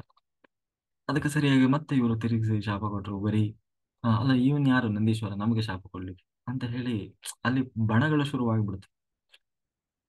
ಯಾರು ಬರೀ ಶಿವನನ್ನ ಆರಾಧನೆ ಮಾಡ್ತಾರೆ, ಯಾರು ಶಿವನನ್ನ ಬಿಟ್ಟು ಬೇರೆ ಶಾಸ್ತ್ರಗಳನ್ನು ಓದದೇ ಇರ್ತಾರೆ, ಅವರೆಲ್ಲ ಶಾಸ್ತ್ರಹೀನರಾಗಿ ಹೋಗ್ಲಿ, ಕೊನೆಗೆ ಶಿವನನ್ನೇ ಪಡೆಯುವ ಆ ಶಿವಯೋಗಿಗಳಾಗ್ಲಿ, ಹೀಗೆಲ್ಲ ಒಬ್ರಿಗೊಬ್ರು ಆ ಮನಸೋ ಇಚ್ಛೆ ಶಾಪ ಕೊಟ್ಟುಕೊಂಡ್ರು. ಇಷ್ಟೆಲ್ಲ ಆದರೂ ಕೂಡ ಶಿವ ಮಾತ್ರ ಇದರಲ್ಲಿ ಭಾಗವಹಿಸಲಿಲ್ಲ. ತನ್ನ ಪಾಡಿಗೆ ತಾನು ಧ್ಯಾನಾಸಕ್ತನಾಗಿ ಕೂತ. ಕೊನೆಗೇನಾಯ್ತು, ಒಮ್ಮೆ ಈ ದಕ್ಷ ಪ್ರಜಾಪತಿಗೆ ತಾನು ಪ್ರಜಾಪತಿಯಿಂದ ಆ ಎಲ್ಲಾ ಪ್ರಜಾಪತಿಗಳಿಗೆಲ್ಲ ಪ್ರಜಾಪತಿ ಅಂದ್ರೆ ಮುಖ್ಯಸ್ಥನಾಗಿ ನನಗೆ ಆ ಪ್ರಮೋಷನ್ ಆಯ್ತು. ಅಂದ್ರೆ ಎಲ್ಲಾ ಪ್ರಜಾಪತಿಗಳು, ಒಟ್ಟು 10 ಜನ ಪ್ರಜಾಪತಿಗಳು, ಅವರೆಲ್ಲರಿಗೂ ಇವನು ಮುಖ್ಯಸ್ಥ. ಬ್ರಹ್ಮದೇವರು ಅವನನ್ನ ಇದ್ ಮಾಡಿದ್ರು. ಈಗ ಮೊದಲೇ ಅಹಂಕಾರದಿಂದ ಇದ್ದ ದಕ್ಷ ಪ್ರಜಾಪತಿ ಇನ್ನೂ ಅಹಂಕಾರ ಬಂತು. ಅವನು ಒಂದು ಅಶ್ವಮೇಧ ಯಾಗವನ್ನು ಮಾಡಿದ. ಅಶ್ವಮೇಧ ಯಾಗವನ್ನು ಮಾಡಿ ಕೊನೆಗೆ ಇನ್ನೊಂದು ಋಷಭಸ್ತ್ರ ಅಂತ ಹೇಳಿ ಅದೊಂದು ಯಾಗವನ್ನು ಮಾಡಿದ. ಬಹಳ ವಿಜೃಂಭಣೆಯಿಂದ ಮಾಡಿ ಅದನ್ನು ಕೊನೆಗೆ ಅದರ ಒಂದು ಮುಕ್ತಾಯದ ಹಂತದಲ್ಲಿ ಎಲ್ಲಾರನ್ನು ಕರೆ ಮಾಡಿ, ಎಲ್ಲರಿಗೂ ಕರೆ ಅಂದ್ರೆ ಎಲ್ಲಾ ದೇವತೆಗಳಿಗೂ ಕೂಡ ಕರೆ ಇತ್ತು. ಸಮಸ್ತ ಎಲ್ಲಾ ದೇವತೆಗಳು ಅವರ ಒಂದು ಏನೋ ಫ್ಯಾಮಿಲಿ ಸಮೇತ ಕುಟುಂಬಸ್ಥರಿಗೆ ಎಲ್ಲರಿಗೂ ಕರೆ ಇತ್ತು. ಆದರೆ ಶಿವನಿಗೆ ಮಾತ್ರ ಕರೆ ಇರಲಿಲ್ಲ. ಎಲ್ಲರಿಗೂ ಕರೆ. ಕಾರಣ ಏನು ಅಂತಂದ್ರೆ ಬೇಕು ಅಂತಲೇ ಶಿವನಿಗೆ ಅವಮಾನ ಮಾಡಬೇಕು ಅನ್ನೋ ಉದ್ದೇಶದಿಂದಲೇ ಅದರಲ್ಲಿ ಕರೆ ಇರಲಿಲ್ಲ ಶಿವನಿಗೆ. ಕೊನೆಗೆ ಇಷ್ಟೆಲ್ಲ ಆಯ್ತು. ಆ ಇಷ್ಟೆಲ್ಲ ಆಯ್ತು. ಕೊನೆಗೆ ಒಮ್ಮೆ ಶಿವ ತನ್ನ ಧ್ಯಾನಾಸಕ್ತನಾಗಿ ಕೂತಿದ್ದಾನೆ. ಈ ಕಡೆ ಸತೀದೇವಿ ನೋಡ್ತಾ ಇದ್ದಾರೆ. ಎಲ್ಲರೂ ಎಲ್ಲ ದೇವತೆಗಳು ಅವರವರ ಪತ್ನಿಯರೊಂದಿಗೆ ವಿಮಾನವನ್ನ ಏರಿ ಹೋಗ್ತಾ ಇದ್ದಾರೆ. ಅದು ಈಗ ಒಂದೇನೋ ಒಂದು ಮದುವೆ ಒಂದು ಪ್ರೋಗ್ರಾಮ್ ಅಂದ್ರೆ ಹಿಂಗೆ ಹೋಗ್ತಾರೆ ಎಲ್ಲ, ಡ್ರೆಸ್ ಆಗಿ ಚೆನ್ನಾಗಿ ಮಾಡಿ ಹೋಗ್ತಾರಲ್ಲ, ಹಂಗೆ ಎಲ್ಲ ಅವರವರ ಮಕ್ಕಳು ಮರಿ ಎಲ್ಲ ಕಟ್ಕೊಂಡು ಹೋಗ್ತಾ ಇದ್ದಾರೆ. ಅದನ್ನ ನೋಡಿಲು ಯಾರು ಸತೀದೇವಿ, ನಿನಗೆ ಏನಪ್ಪ ಇಷ್ಟೆಲ್ಲ ಜನ ಹೋಗ್ತಾ ಇದ್ದಾರೆ, ಇಷ್ಟೆಲ್ಲ ಚೆನ್ನಾಗಿ ಡ್ರೆಸ್ ಆಗಿ ಹೋಗ್ತಾ ಇದ್ದಾರಲ್ಲ ಅಂತ ಹೇಳಿ ಅವರನ್ನ ಕೇಳ್ತಾಳೆ ಸತೀದೇವಿ. ಇಲ್ಲ, ಅವರೆಲ್ಲ ಹೇಳ್ತಾಳೆ ಹೀಗೆ ದಕ್ಷ ಪ್ರಜಾಪತಿ ಒಂದು ಯಾಗವನ್ನು ಮಾಡ್ತಾ ಇದ್ದಾರೆ, ಅದಕ್ಕೆ ನಮ್ಮನ್ನೆಲ್ಲ ಕೊನೆಗೆ ಇವತ್ತು ಅದು ಮುಕ್ತಾಯ ಇದೆ ಕರೆದಿದ್ದಾರೆ. ಅಲ್ಲ, ನಿಮ್ಮಪ್ಪ ನಿಮ್ಗೆ ಕರೆದಿಲ್ಲ, ಅಂತ ಹೇಳಿ ನಿಮ್ಮಪ್ಪ ಯಾಗ ಮಾಡ್ತಾ ಇದ್ದಾರೆ ಅಂತ ಹೇಳಿ ಆ ಸತೀದೇವಿಗೆ ಎಲ್ಲ ಹೇಳಿದೆ. ಸತೀದೇವಿಗೆ ಒಂದು ವಿಷಯ ಬಂತು, ಏನು ನಮ್ಮಪ್ಪ ಯಾಗ ಮಾಡ್ತಾ ಇದ್ದಾರೆ. ಅದಕ್ಕೆ ಬಂದು ಹೇಳಿದ ಶಿವನ ಬಳಿ, ಶಿವ, ಸ್ವಾಮಿ ಹೀಗೆ ನಮ್ಮಪ್ಪ, ನಮ್ಮಪ್ಪ ಅಂತ ಹೇಳಿಲ್ಲ, ನಿಮ್ಮ ಮಾವ, ನಿಮ್ಮ ಮಾವ ಯಾಗ ಮಾಡ್ತಾ ಇದ್ದಾರೆ, ಅದಕ್ಕೆ ಎಲ್ಲರಿಗೂ ಕರೆ ಇದೆ, ನಾವು ಹೋಗೋಣ ಅಂತ ಹೇಳಿ. ಅದಕ್ಕೆ ಶಿವ ಹೇಳಿದ, ಹೌದು ದೇವಿ ಹೋಗ್ಬೋದಿತ್ತು, ಆದ್ರೆ ನಮಗೆ ಕರೆ ಇಲ್ವಲ್ಲ, ಅವರಿಗೆಲ್ಲ ಕರೆ ಇದೆ, ಕರೆ ಇಲ್ಲದೆ ಹಂಗೆಲ್ಲ ಹೋಗ್ಬಾರ್ದು ಅಂತ ಹೇಳಿ ಶಿವ ಹೇಳಿದ. ಅದಕ್ಕೆ ಸತೀದೇವಿ ಹೇಳ್ತಾಳೆ, ಅಲ್ಲ, ಕರೆ ಕರೆ ಹೌದು, ಕರೆ ಇಲ್ಲದೆ ಎಲ್ಲಿಗೂ ಹೋಗಬಾರದು, ಆದರೆ ಮೂರು ಮನೆಗೆ ಕರೆ ಇಲ್ಲದೆ ಇದ್ರೂ ಹೋಗ್ಬೋದು. ಯಾರು ಅಂತಂದ್ರೆ ಗಂಡನ ಮನೆಗೆ, ತಾಯಿಯ ತವರು ಮನೆಗೆ, ಮತ್ತೆ ಗುರುವಿನ ಮನೆಗೆ ಹೋಗುವಾಗ ಕರೆ ಇದ್ರೇನೆ ಹೋಗಬೇಕು ಅಂತ ಏನಿಲ್ಲ. ಯಾಕೆಂದ್ರೆ ಆ ಈಗ ನಮ್ಮ ಗುರುಗಳು ನನ್ನ ಕರೆದಿಲ್ಲ, ಅದಕ್ಕೆ ನಾನು ಹೋಗಲ್ಲ ಅಂತ ಈ ಶಿಷ್ಯ ಹೇಳ್ಕೊಂಡು ಮನೇಲಿ ಕೂರೋ ಅವಶ್ಯಕತೆ ಇಲ್ಲ. ಆಯ್ತಾ? ಗುರುಗಳನ್ನ ನೋಡ್ಲಿಕ್ಕೆ ಶಿಷ್ಯ ಯಾವಾಗ ಬೇಕಾದ್ರೂ ಹೋಗ್ಬೋದು. ಇನ್ನು ತವರು ಮನೆಗೆ, ಹೆಣ್ಣು ಮಕ್ಕಳ ತವರು ಮನೆಗೆ ನಮ್ಮ ತವರು ಮನೆಯವರು ಬಂದು ಕರೀಲೇಬೇಕು ಅಂತೇನಿಲ್ಲ. ತಂದೆ ತಾಯಿ ನೋಡ್ಬೇಕು ಅನ್ಸಿದಾಗ್ಲೆಲ್ಲ ಯಾವಾಗ ಬೇಕಾದ್ರೂ ಹೋಗ್ಬೋದು. ಯಾಕೆಂದ್ರೆ ಆ ಜೊತೆಗೆ ಈಗ ತವರು ಮನೆಗೆ ಮಗಳು ಬಂದಿದ್ದಾಳೆ ಅಂತಂದ್ರೆ ಯಾರು ಅದರಲ್ಲಿ ನಾನು ಕರೆದೇ ಇಲ್ಲ ಯಾಕೆ ಬಂದಿ ಅಂತ ಯಾರು ಹೇಳಲ್ಲ. ಮಗಳು ಬಂದಿ ಅಂತ ಹೇಳಿ ಅಲ್ಲಿ ವಿಶ್ವಾಸ ಮಾಡ್ತಾರೆ, ಪ್ರೀತಿ ಮಾಡ್ತಾರೆ. ಹಾಗೆ ಗಂಡನ ಮನೆಗೆ, ತವರು ಮನೆಗೆ ಹೋಗಿದ್ದಾಳೆ ಅಥವಾ ಯಾವುದೋ ಊರಿಗೆ ಹೋಗಿದ್ದಾಳೆ, ನನ್ನ ಗಂಡ ಕರಿಯಾಕೆ ಬಂದಿಲ್ಲ ಅಂತ ಹೇಳಿ ಹೆಣ್ಮಗಳು ಮನೇಲಿ ಕೂರೋ ಅವಶ್ಯಕತೆ ಇಲ್ಲ. ತನ್ನ ಗಂಡನ ಮನೆಗೆ ಯಾವಾಗ ಬೇಕಾದ್ರೂ ತಾನು ಹೋಗ್ಲಿಕ್ಕೆ ಅವಕಾಶ ಇದೆ. ಯಾಕೆ ಬಂದೆ ನೀನು ಅಂತ ಗಂಡನ ಮನೆಗೂ ಕೇಳಂಗಿಲ್ಲ. ನಾನು ಕರಿಯಕ್ಕೆ ಬಂದಿಲ್ಲ, ನೀನು ಬಂದೆ ಅಂತ ಹೇಳಿಕ್ ಆಗ್ತದೆ ಇಲ್ಲ ಅಂತ ಹೇಳಿ ಆ ಸತೀದೇವಿ ಶಿವನಿಗೆ ಉತ್ತರ ಹೇಳಿದ್ಲು. ಅದಕ್ಕೆ ಶಿವ ತಾನು ಉತ್ತರ ಕೊಡ್ತಾನೆ, ಹೌದು ದೇವಿ, ನೀನು ಹೇಳಿದ್ದು ನಿಜ. ಆ ಈ ಇಷ್ಟೆಲ್ಲ ಕರೆಕ್ಟ್ ಇದೆ, ತವ್ರ ಮನೆಗೆ ಹೋಗ್ಬೋದು, ಆ ಗಂಡನ ಮನೆಗೂ ಹೋಗ್ಬೋದು, ಗುರುಗಳ ಮನೆಗೆ ಹೋಗ್ಬೋದು. ಆದ್ರೆ ಯಾವಾಗ ಅದು ನಿಜ ಆಗ್ತದೆ ಅಂತಂದ್ರೆ, ಒಂದು ವೇಳೆ ಅವರು ಯಾವುದೋ ಒಂದು ಏನು ನೆನಪಿಲ್ಲದೆ ಕರೆಯದೇ ಇರ್ಬೋದು, ಅಥವಾ ಕರೀಲಿಕ್ಕೆ ಆಗದೇ ಇರ್ಬೋದು, ಅಥವಾ ನಮ್ಮ ಮೇಲೆ ಅವರಿಗೆ ಅತಿಯಾದ ಪ್ರೀತಿ ಇದ್ದಾಗ, ನಾವು ಒಂದು ವೇಳೆ ಅವ್ರು ಕರೆಯದೇ ಇದ್ರು ಕೂಡ ಹೋದಾಗ ಅವರು ನಮ್ಮನ್ನು ಸ್ವೀಕಾರ ಮಾಡ್ತಾರೆ, ಅಥವಾ ಬಹಳ ಖುಷಿ ಪಡ್ತಾರೆ. ಅಯ್ಯೋ, ಈಗ ನಾವು ಕರೀಲಿಕ್ಕೆ ಆಗ್ಲೇ ಇಲ್ಲ, ಆದ್ರೂ ನೀವು ಬಂದ್ರಲ್ವಾ ಅಂತ ಹೇಳಿ ಬಹಳ ಖುಷಿ ಪಡ್ತಾರೆ. ಆದ್ರೆ ಇಲ್ಲಿ ಆಗಿದ್ದು ಬೇರೆ, ಉದ್ದೇಶ ಪೂರ್ವಕವಾಗಿಯೇ ನಮ್ಮನ್ನು ಕರೆದಿಲ್ಲ. ಯಾಕೆ ಕರೆದಿಲ್ಲ? ಅವಮಾನ ಮಾಡಬೇಕು ಅಂತಲೇ ಕರೆದಿಲ್ಲ. ಹಾಗಿರುವಾಗ ನಾವು ಬಲವಂತವಾಗಿ ಹೋದ್ರೆ ಅವರಿಗೆ ಇರಿಸು ಮುರುಸು ಆಗಲ್ವಾ? ಅವರಿಗೆ ನಾವು ತೊಂದರೆ ಮಾಡೋದಿಲ್ಲ. ಅದಕ್ಕೆ ಎಲ್ಲಕ್ಕಿಂತ ಹೆಚ್ಚಾಗಿ ಅವರು ನಮ್ಮನ್ನ ಹಾಗೆ ಸ್ವೀಕಾರ ಮಾಡೋಲ್ಲ, ಬದಲಾಗಿ ಇನ್ನೂ ಅವಮಾನ ಮಾಡ್ತಾರೆ ಅಂತ ಹೇಳಿ ಶಿವ ಹೇಳಿದ. ಅದಕ್ಕೆ ಸತೀದೇವಿ ಹೇಳ್ತಾಳೆ, ಅಲ್ಲ, ಅವಮಾನ ಮಾಡುವಂಥದ್ದು ಏನಾಯ್ತು? ಇಲ್ಲ, ಅವತ್ತು ಸಭೆಯಲ್ಲಿ ಹೀಗಾಯ್ತಲ್ಲ ವಿಚಾರ, ಅದಕ್ಕೆ ಅದು ಆ ವಿಷಯವನ್ನ ಪ್ರಸ್ತಾಪ ಮಾಡ್ತಾರೆ ಸತೀದೇವಿ. ಅಲ್ಲ, ಒಂದು ವೇಳೆ ಹೋದ್ರೆ ನಿಮ್ದು ತಪ್ಪಿದೆ. ಯಾಕೆಂದ್ರೆ ಆ ಅವತ್ತು ನಮ್ಮಪ್ಪ ಬಂದಾಗ, ನಮ್ಮಪ್ಪ ಸಣ್ಣವನು ಇರ್ಬೋದು, ಆದ್ರೆ ಕೊನೆ ಪಕ್ಷ ಒಂದ್ಸಾರಿ ಎದ್ದು ನಿಂತು ನಮಸ್ಕಾರ ಮಾಡಿದ್ರೆ ನಿಮ್ದೇನಪ್ಪ ಗಂಟೇನು ಖರ್ಚಾಗ್ತದೆ? ತಪ್ಪೇನಿದೆ? ಮಾವ ಬಂದಿದ್ದಾನೆ, ಮಾವ ಬಂದಾಗ ಅಳಿಯಾದವನು ಒಂದು ನಮಸ್ಕಾರ ಮಾಡಿ, ಎದ್ದು ನಿಂತು ನಮಸ್ಕಾರ ಮಾಡಿ, ಏನು ತಪ್ಪೇನಿದೆ? ನಿಮ್ದೇ ತಪ್ಪಿದೆ, ನೀವು ಮಾಡ್ಬೇಕಿತ್ತು ಅಂತ ಹೇಳಿ ಸತೀದೇವಿ ತಾನು ವಾದ ಮಾಡ್ತಾಳೆ. ಅದಕ್ಕೆ ಶಿವ ಹೇಳ್ದ, ಹೌದು ಹೌದು, ನೀನು ಹೇಳಿದೆ ನಿಜ. ಆದ್ರೆ ಯಾವುದೇ ಒಬ್ಬ ವ್ಯಕ್ತಿ, ಅಥವಾ ಯಾರೇ, ನಾವಾಗ್ಲಿ ಅಥವಾ ಬೇರೆಯವರಾಗ್ಲಿ, ಒಬ್ಬ ವ್ಯಕ್ತಿಗೆ ನಮಸ್ಕಾರ ಮಾಡುವುದು ಯಾಕೆ ಗೊತ್ತು? ಆ ಯಾಕೆ ಅಂತಂದ್ರೆ ಆ ಆ ವ್ಯಕ್ತಿಗಲ್ಲ, ನಮಸ್ಕಾರ ಮಾಡುವುದಾಗಿರ್ಲಿ ಅಥವಾ ಮಾಡಿಸಿಕೊಳ್ಳುವುದಾಗ್ಲಿ, ಗೊತ್ತಿರಬೇಕಾದಂತ ವಿಚಾರ ಏನು ಅಂದ್ರೆ, ಅವರೊಳಗಿರುವ ಭಗವಂತನಿಗೆ ನಮಸ್ಕಾರ ಮಾಡೋದು. ಯಾರೋ ಒಬ್ಬ ವ್ಯಕ್ತಿ ಬಂದ್ರು, ಅವ್ರು ದೊಡ್ಡವರು ಇರ್ಬೋದು, ಸಣ್ಣವರು ಇರ್ಬೋದು, ಗುರು ಇರ್ಬೋದು, ಯಾರೇ ಇರ್ಲಿ, ಯಾರೇ ಒಬ್ಬರಿಗೆ ನಾವು ನಮಸ್ಕಾರ ಸ್ವಾಮಿ ಅಂತ ಯಾಕೆ ನಮಸ್ಕಾರ ಮಾಡ್ತೀವಿ ಅಂತಂದ್ರೆ, ಅದು ಅವರೊಳಗಿರುವ ಭಗವಂತನಿಗೆ ಅದು. ಅದು ಬಿಟ್ಟು ಆ ವ್ಯಕ್ತಿಗಲ್ಲ. ಅದನ್ನ ನಮಸ್ಕಾರ ಮಾಡುವವರಿಗೂ ಆ ಜ್ಞಾನ ಇರಬೇಕು, ಮಾಡಿಸಿಕೊಳ್ಳುವವರಿಗೂ ಆ ಜ್ಞಾನ ಇರಬೇಕು. ಅವರು ನಮಸ್ಕಾರ ಮಾಡ್ತಾ ಇರೋದು ನನಗಲ್ಲ, ನನ್ನೊಳಗಿರುವ ಭಗವಂತನಿಗೆ. ನಾನು ನಮಸ್ಕಾರ ಮಾಡ್ತಾ ಇರೋದು ಆ ವ್ಯಕ್ತಿಗಲ್ಲ, ಆ ವ್ಯಕ್ತಿಯ ಒಳಗಿರುವ ಭಗವಂತನಿಗೆ ಅನ್ನುವ ಅರಿವಿರಬೇಕು. ಹಾಗೆ ಆ ಏನು ದಕ್ಷ ಪ್ರಜಾಪತಿ ಬಂದಾಗ ನಾನು ಅವನೊಳಗಿರುವ ಭಗವಂತನಿಗೆ ನಾನು ನಮಸ್ಕಾರ ಮಾಡಿದೆ. ಹೊರಗಡೆಯಿಂದ ಮಾಡ್ಲಿಲ್ಲ, ಎದ್ದು ನಮಸ್ಕಾರ ಮಾಡ್ಲಿಲ್ಲ. ಯಾಕೆಂದ್ರೆ ಯಾಕೆ ನಾನು ಅಷ್ಟಕ್ಕೂ ಅವನಿಗೆ ಅವತ್ತು ನಮಸ್ಕಾರ ಮಾಡ್ಲಿಲ್ಲ ಅಂತಂದ್ರೆ, ಮೊದಲೇ ಅವನಿಗೆ ನನ್ನ ಅಹಂಕಾರ ಇದೆ, ನಾನು ದೊಡ್ಡವನು ಅನ್ನುವ ಅಹಂಕಾರ ಇದೆ. ಎಲ್ಲಕ್ಕಿಂತ ಹೆಚ್ಚಾಗಿ ಶಿವನಿಗಿಂತ ನಾನು ದೊಡ್ಡವನಾಗಬೇಕು ಅನ್ನೋ ಅಹಂಕಾರ ಇದೆ ಅವನಿಗೆ. ಒಂದು ವೇಳೆ ನಾನು ಎದ್ದು ನಿಂತು ನಮಸ್ಕಾರ ಮಾಡಿದ್ದೆ ಅಂತ ಆದ್ರೆ, ನಾನೇ ಅವನ ಅಹಂಕಾರಕ್ಕೆ ಇನ್ನೂ ಅಹಂಕಾರ ಅನ್ನುವ ಬೆಂಕಿಗೆ ನಾನೇ ತುಪ್ಪ ಹಾಕಿದಂಗೆ ಆಗ್ತಿತ್ತು. ಅಂದ್ರೆ ಇನ್ನೂ ಅವನಿಗೆ ಅಹಂಕಾರ ಜಾಸ್ತಿ ಆಗ್ತಾ ಇತ್ತು. ಹಾಗಾಗಿ ಅದಾಗಬಾರದು. ನಾನೇ ಅದನ್ನ ಪೋಷಣೆ ಮಾಡಿದಂಗೆ ಆಗಬಾರದು ಅನ್ನೋ ಕಾರಣಕ್ಕೆ ನಾನು ಎದ್ದು ನಿಲ್ಲಿಲ್ಲ. ಆದ್ರೆ ನೀನು ಹೇಳಿದ ಹಾಗೆ ನಾನು ನಮಸ್ಕಾರ ಮಾಡಲಿಲ್ಲ ಅಂತಿಲ್ಲ. ನಾನು ಒಳಗಿನಿಂದ ನಮಸ್ಕಾರ ಮಾಡೇ ಮಾಡಿದೆ ಭಗವಂತನಿಗೆ ಅಂತ ಹೇಳಿ ಶಿವ ಹೇಳಿದ. ಇಷ್ಟು ಹೇಳಿದ್ರು ಓ ಸತೀದೇವಿ ಕೇಳಲಿಕ್ಕೆ ರೆಡಿ ಇಲ್ಲ. ಇಲ್ಲ ಇಲ್ಲ, ನಾವು ಏನಾದ್ರೂ ಸರಿ ಹೋಗೋಣ ಅಂತ ಹೇಳಿದ. ಆದ್ರೂ ಶಿವ ಇಷ್ಟೆಲ್ಲ ಆದ್ಮೇಲೂ ನೋಡಿದವಿ ನಾನಂತೂ ಬರೋಲ್ಲ. ಆಯ್ತಾ, ಖಂಡಿತ. ಆ, ಹೀಗೆ ಕರೀದೆ ನಾವು ಬೇಕು ಅಂತಲೇ ಅವ್ರು ನಮ್ಮನ್ನ ಕರಿಬಾರದು ಅಂತ ಇದ್ದಾಗ ನಾವು ಅಲ್ಲಿ ಹೋಗೋದು ಸರಿ ಇರೋಲ್ಲ. ಅದಕ್ಕೆ ಬೇಡ, ಇನ್ನೂ ಜಾಸ್ತಿ ಮಾತಾಡಿದ್ರೆ ಇದು ವಿಕೋಪಕ್ಕೆ ಹೋಗ್ತದೆ ಅಂತ ಹೇಳಿ ಸುಮ್ಮನೆ ಕಣ್ಣು ಮುಚ್ಕೊಂಡು ಕುಂತ್ಬಿಟ್ಟ ಶಿವಪ್ಪ. ಆದ್ರೆ ಸತೀದೇವಿ ಒಳಗ್ ಹೋಗ್ತಾಳೆ, ಹೊರಗ್ ಬರ್ತಾಳೆ, ಶಿವನನ್ನ ಒಂದು ಸರಿ ದಿಟ್ಟಿಸಿ ನೋಡ್ತಾಳೆ, ದುರು ದುರು ದುರು ಕಣ್ಣು ಬಿಡ್ತಾಳೆ. ಹೀಗೆಲ್ಲ ಮಾಡ್ತಾ ಇದ್ದಾಳೆ. ಆದ್ರೆ ಶಿವ ಮಾತ್ರ ಹ್ಮ್ ಆ, ಬೇಡ ಸುಮ್ಮನೆ ಕೂತಿಲ್ಲ. ಆಗ ಸತೀದೇವಿ ನೋಡಿದ್ಲು ನೋಡಿದ್ಲು, ಆದ್ರೆ ಅವಳಿಗೆ ತಡ್ಕೊಳ್ಲಿಕ್ಕೆ ಆಗ್ಲಿಲ್ಲ. ಇಲ್ಲ ಇಲ್ಲ, ಆಗಿದ್ದಾಗ್ಲಿ ಶಿವ ಅಪ್ಪಣೆಯನ್ನ ಕೊಡದೇ ಇದ್ರು ಕೂಡ ಆ ನಾನು ಹೋಗೇ ಹೋಗ್ತೀನಿ ಅಂತ ಹೇಳಿ ಸತೀದೇವಿ ತಾನು ಹೊರಟು ಬಿಡ್ತಾಳೆ. ಯಾವಾಗ ಸತೀದೇವಿ ಹೊರಟ್ಲು, ಶಿವ ತಡಿಲಿಕ್ಕೆ ಹೋಗ್ಲಿಲ್ಲ. ಕೂಡಲೇ ತನ್ನ ರುದ್ರಗಣವನ್ನ ಕಳಿಸಿಕೊಟ್ಟ, ನಂದೀಶ್ವರನನ್ನ ಕಳಿಸಿಕೊಟ್ಟ. ಅವಳು ಒಬ್ಬಳನ್ನೇ ಕಳಿಸೋದು ಬೇಡ, ಅವಳೊಟ್ಟಿಗೆ ನೀವು ಕೂಡ ಹೋಗ್ರಿ ಅಂತ ಹೇಳಿ ರುದ್ರಗಣವನ್ನ ಜೊತೆಗೆ ಕಳಿಸಿಕೊಟ್ಟ. ಆದ್ರೆ ತಾನು ಒಪ್ಪಿಗೆಯಿಂದ ಕಳಿಸ್ಲಿಲ್ಲ.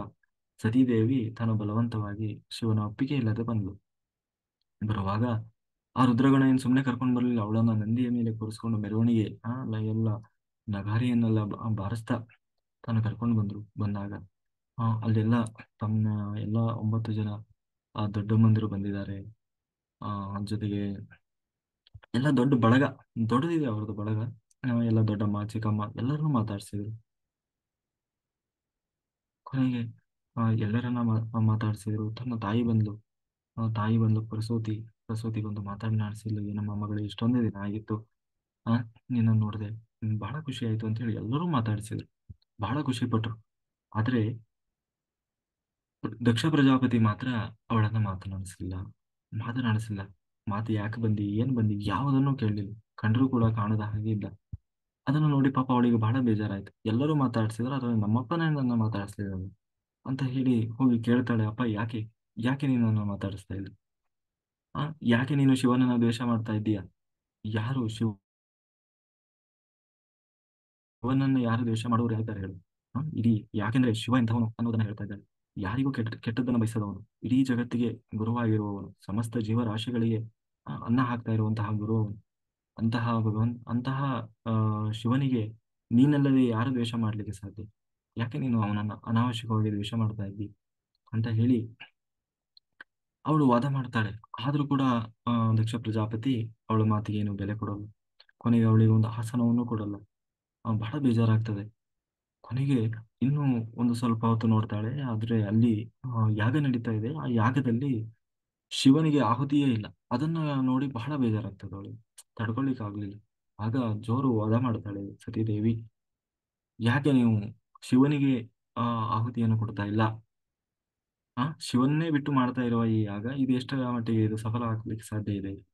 ಇದನ್ನೆಲ್ಲ ಎಲ್ಲಕ್ಕಿಂತ ಹೆಚ್ಚಾಗಿ ಅವಳು ಹೇಳ್ತಾಳೆ, ನಾನು ನಮ್ಮ ಯಜಮಾನರು ಹೇಳಿದ್ರು ಹೋಗ್ಬೇಡ ನೀನು ಅಲ್ಲಿ. ಎಲ್ಲ ಆ ಯಾಗ ಮಾಡ್ತಾ ಇರೋದೇ ನನಗೆ ಅವಮಾನ ಮಾಡಬೇಕು ಅಂತ, ನನ್ನ ವಿರುದ್ಧವಾಗಿ ನಡೀತಾ ಇರುವಂತಹ ಯಾಗ. ಆ ಯಾಗಕ್ಕೆ ನೀವು ಹೋದೆ, ಅದಕ್ಕೆ ಅದನ್ನ ಅವಮಾನ ಮಾಡಬೇಕು ಅಂತ ಹೇಳಿ ಮಾಡ್ತಾ ಇದ್ದಾರೆ ಅಂತ ಹೇಳಿ ಶಿವ ಹೇಳಿದ. ನಾನು ಆದ್ರೆ ಅದನ್ನು ನಂಬಲಿಲ್ಲ. ಇಲ್ಲ ಇಲ್ಲ, ನಮ್ಮಪ್ಪ ಹಾಗೆ ಮಾಡೋಲ್ಲ ಅಂತ ಹೇಳಿ ನಾನು ನಂಬಿಕೆಯಿಂದ ಬಂದೆ. ಆದ್ರೆ ನಿಜವಾಗ್ಲೂ ಇಲ್ಲಿ ನಡೀತಾ ಇರೋದು ಸತ್ಯ ಇದೆ. ಎಲ್ಲದಕ್ಕಿಂತ ಹೆಚ್ಚಾಗಿ ನಾನು ಈಗ ಪತಿಗೆ ದ್ರೋಹ ಮಾಡಿದ ಪಾಪ ಬರ್ತದೆ ನನಗೆ. ಯಾಕೆಂದ್ರೆ ಇದನ್ನ ನೋಡಿಯೂ ಕೂಡ, ಯಾಕೆಂದ್ರೆ ಇಲ್ಲಿ ಏನು ಶಿವನಿಗೆ ಆಹುತಿ ಸಿಗ್ತಾ ಇಲ್ಲ, ಶಿವನಿಗೆ ಅವಮಾನ ಮಾಡ್ತಾ ಇದ್ದಾರೆ. ಒಂದು ವೇಳೆ ನಾನು ಇಲ್ಲಿ ಭಾಗವಹಿಸಿದ್ದೇನೆ ಅಂತಂದ್ರೆ ಅದರಲ್ಲಿ ನಾನು ಕೂಡ ಇದನ್ನೆಲ್ಲ ಒಪ್ಪಿದಂಗ ಆಗ್ತದಲ್ಲ. ಪತಿಯನ್ನ ದ್ರೋಹ ಮಾಡಿದ ಪಾಪ ಬರ್ತದೆ. ಆ, ನನ್ನ ಶಿವ ಬೇಡ ಅಂತ ಹೇಳಿದ್ರು ಕೂಡ ನಾನು ಶಿವನ ಮಾತನ್ನು ಮೀರಿ ಬಂದೆ. ಇಷ್ಟೆಲ್ಲ ಆದ್ಮೇಲೂ ಕೂಡ ನಾನು ಖಂಡಿತ ಬದುಕಿರಬಾರ್ದು. ಯಾಕೆಂದ್ರೆ ಮತ್ತೆ ವಾಪಸ್ ಹೋಗ್ಲಿಕ್ಕೆ ನನಗೆ ಮುಖ ಇಲ್ಲ. ಇಲ್ಲಿ ನೋಡಿದ್ರೆ ಈ ತರ ಆಗ್ತಾ ಇದೆ. ಇಷ್ಟೆಲ್ಲ ಆಗಿದ್ದು ಆ ಇಷ್ಟೆಲ್ಲ ನೀನು ಯಾಕೆ ದ್ವೇಷ ಮಾಡ್ತಾ ಇದ್ದಿ? ಈ ದೇಹ ನಿನ್ನಿಂದ ಬಂದಿದೆ ಅಂತ ತಾನೆ. ಶಿವನನ್ನು ನೀನು ಯಾಕೆ ದ್ವೇಷ ಮಾಡ್ತಾ ಇದ್ದಿ? ನನ್ನ ಮಗಳನ್ನು ಮದುವೆಯಾಗಿದ್ದಾನೆ ಅನ್ನುವ ಒಂದು ವ್ಯಾಮೋಹದಿಂದ ತಾನೆ. ಬೇಡ, ನಿನ್ನಂತಹ ತಂದೆಯನ್ನ, ನಿನ್ನಂತಹ ಏನೋ ತಂದೆಯಿಂದ ಈ ದೇಹ ಬಂದಿದೆ ಅನ್ನೋದಾದರೆ ಈ ದೇಹವೇ ನನಗೆ ಬೇಡ ಅಂತ ಹೇಳಿ ತಾನು ಅವಳು ದೊಡ್ಡ ಯೋಗಿನಿ. ತಾನು ಅಲ್ಲೇ ಧ್ಯಾನಕ್ಕೆ ಕೂರ್ತಾಳೆ. ಧ್ಯಾನಾಸಕ್ತಳಾಗಿ ಅಗ್ನಿಯನ್ನ ತನ್ನೊಳಗೆ ಆಹುತಿಯನ್ನು ಮಾಡಿಕೊಳ್ತಾಳೆ. ಅಂದ್ರೆ ಆ ಮೊದಲು ತಾನು ಆ ಬ್ರಹ್ಮರಂಧ್ರವನ್ನು ಹೊಡೆದು ಬರ್ತಾಳೆ ತನ್ನ ದೇಹದಿಂದ. ಹೊರಗೆ ಬಂದು ಆ ದೇಹ, ನನ್ನ ದೇಹ ಕೂಡ ನಿನಗೆ ಸಿಗಬಾರದು, ಯಾರಿಗೂ ಸಿಗಬಾರದು ಅಂತ ಹೇಳಿ ಆ ದೇಹಕ್ಕೆ ಅಗ್ನಿಯನ್ನ ಆಹುತಿ ಮಾಡ್ತಾಳೆ. ಆವಾಹನೆ ಮಾಡ್ತಾಳೆ. ಅಂದ್ರೆ ಆ ಧ್ಯಾನಾಗ್ನಿಯಲ್ಲಿ ಅದು ಸುಟ್ಟು ಹೋಗ್ತದೆ. ಹೀಗೆ ಸತೀದೇವಿ ತಾನು ಪ್ರಾಣವನ್ನು ತ್ಯಾಗ ಮಾಡಿ ಈ ವಿಷಯ ಅಲ್ಲಿರುವಂತಹ ಇಲ್ಲಿ ದೊಡ್ಡ ಏನು ಆ ಕೋಲಾಹಲಕ್ಕೆ ಕಾರಣ ಆಗ್ತದೆ. ಕೊನೆಗೆ ದಕ್ಷ ಪ್ರಜಾಪತಿಗೂ ಪಶ್ಚಾತ್ತಾಪ ಆಗ್ತದೆ. ಅಯ್ಯೋ, ಕೊನೆ ಪಕ್ಷ ನನ್ನ ಮಗಳು ಬಂದಾಗ ನಾನು ಮಾತಾಡಿಸ್ಬೇಕಿತ್ತು, ಸರಿಯಾಗಿ ಅವಳಿಗೆ ಏನು ಆ, ವಿಚಾರ ಮಾಡಬೇಕಿತ್ತು ಅಂತ ಹೇಳಿ. ಆದ್ರೆ ಆ ಎಲ್ಲ ಮುಗಿದು ಹೋಯ್ತು. ಆದ್ರೆ ಅಲ್ಲಿದ್ದಂತಹ ರುದ್ರಗಣ ಏನು ಬಂದಿದ್ರಲ್ವ, ಅವ್ರು ಸುಮ್ಮನಿರ್ಲಿಲ್ಲ. ಅವರೆಲ್ಲ ರೊಚ್ಚಿಗೆದ್ದು ಬಿಟ್ರು. ಅಲ್ಲೆಲ್ಲ ಏನು ಯಜ್ಞಶಾಲೆಯನ್ನೆಲ್ಲ ಧ್ವಂಸ ಮಾಡ್ಲಿಕ್ಕೆ ಶುರು ಮಾಡಿದ್ರು. ಇವನ್ ಅಲ್ಲೆಲ್ಲ ದೊಡ್ಡ ಹಾವಳಿ ಹಾವಳಿ ಮಾಡಿಬಿಟ್ರು.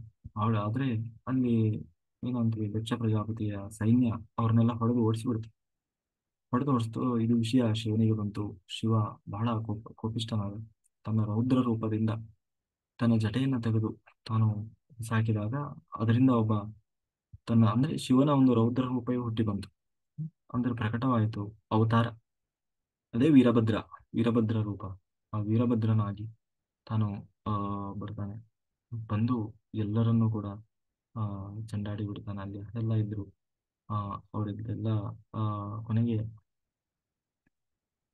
ಆ ದಕ್ಷ ಪ್ರಜಾಪತಿಯ ಚಂಡಿ ಕುತ್ತಿಗೆಗೆ ಕತ್ತಿಯನ್ನ ಹೊಡಿತಾನೆ. ಆದ್ರೆ ಅವನು ಸಾಯ್ತಾ ಇಲ್ಲ. ಯಾಕೆ ಸಾಯ್ತಾ ಇಲ್ಲ ಅಂತಂದ್ರೆ ಅವನೊಬ್ಬ ದೊಡ್ಡ ವೈಷ್ಣವ. ಶಿವನನ್ನು ದ್ವೇಷ ಮಾಡ್ತಾನೆ ನಿಜ, ಆದ್ರೆ ದೊಡ್ಡ ಭಗವಂತನ ಭಕ್ತ. ಹಾಗಾಗಿ ಎಷ್ಟು ಸಾರಿ ಅವನಿಗೆ ಕತ್ತಿ ಹಾಕಿದ್ರು ಕೂಡ ಸಾಯ್ತಾ ಇಲ್ಲ. ಕೊನೆಗೆ ಆ ಅವು ಶಿವ ತಾನು ಮನಸ್ಸಿನಲ್ಲಿಯೇ ಕೂತು ಧ್ಯಾನಾಸಕ್ತನಾಗಿ ಕೂತು ಒಂದು ಯಜ್ಞವನ್ನು ಹೊಡ್ತಾನೆ. ಅಗ್ನಿ ಆ ಮನಸ್ಸಿನಲ್ಲೇ ಒಂದು ಯಜ್ಞವನ್ನು ಹೂಡಿ ಆ ಯಜ್ಞಕ್ಕೆ ಆಹುತಿಯಾಗಿ ದಕ್ಷ ಪ್ರಜಾಪತಿಯನ್ನು ತಾನು ಚಿಂತನೆ ಮಾಡ್ತಾನೆ. ಕೊನೆಗೆ ಆ ಚಿಂತನೆ ಮಾಡಿ ಆಗ ತಾನು ಬಲಿ ಕೊಡ್ತಾನೆ. ಆಗ ದಕ್ಷ ಪ್ರಜಾಪತಿ ಏನು ಅವನ ಒಂದು ಋಣ ಹಾರಿ ಹೋಗ್ತದೆ. ಹೀಗೆ ಈ ಬೃಹಸ್ಪತಿ ಯಾಗ ಮುಂದು ಅರ್ಧಕ್ಕೆ ನಿಂತು ಹೋಯ್ತು. ಸಂಪೂರ್ಣ ಆಗ್ಲಿಲ್ಲ. ಯಾಕೆಂದ್ರೆ ದಕ್ಷ ಪ್ರಜಾಪತಿಯು ಸತ್ತೋದ, ಈ ಕಡೆ ಸತೀದೇವಿಯು ಸತ್ತೋದ್ಲು. ಕೊನೆ ಇಷ್ಟೆಲ್ಲ ಆಗಿ ವೀರಭದ್ರ ಆ ಆ ದಕ್ಷ ಪ್ರಜಾಪತಿಯನ್ನು ತಾನು ಸಂಹಾರ ಮಾಡಿ ಕೊನೆಗೆ ಹೋಗಿ ತಾನು ಕೈಲಾಸದಲ್ಲಿ ಸುಮ್ಮನೆ ಕೂತ್ಬಿಟ್ಟ. ಇಷ್ಟೆಲ್ಲ ಆಯ್ತು. ಕೊನೆಗೆ ಎಲ್ಲಾ ದೇವತೆಗಳು ಹೋದ್ರು ಬ್ರಹ್ಮದೇವರ ಬಳಿ. ಸ್ವಾಮಿ, ಹೀಗೆಲ್ಲ ಆಗ್ಬಿಟ್ಟಿದೆ. ಹೀಗಾಗಿ ಈ ಬೃಹಸ್ಪತಿ ಸಭಾ ಯಾಗ ಅರ್ಧಕ್ಕೆ ನಿಂತು ಹೋಗಿದೆ. ಶಿವ ನೋಡಿದ್ರೆ ಕೋಪಿಷ್ಠನಾಗಿಬಿಟ್ಟಿದ್ದಾನೆ.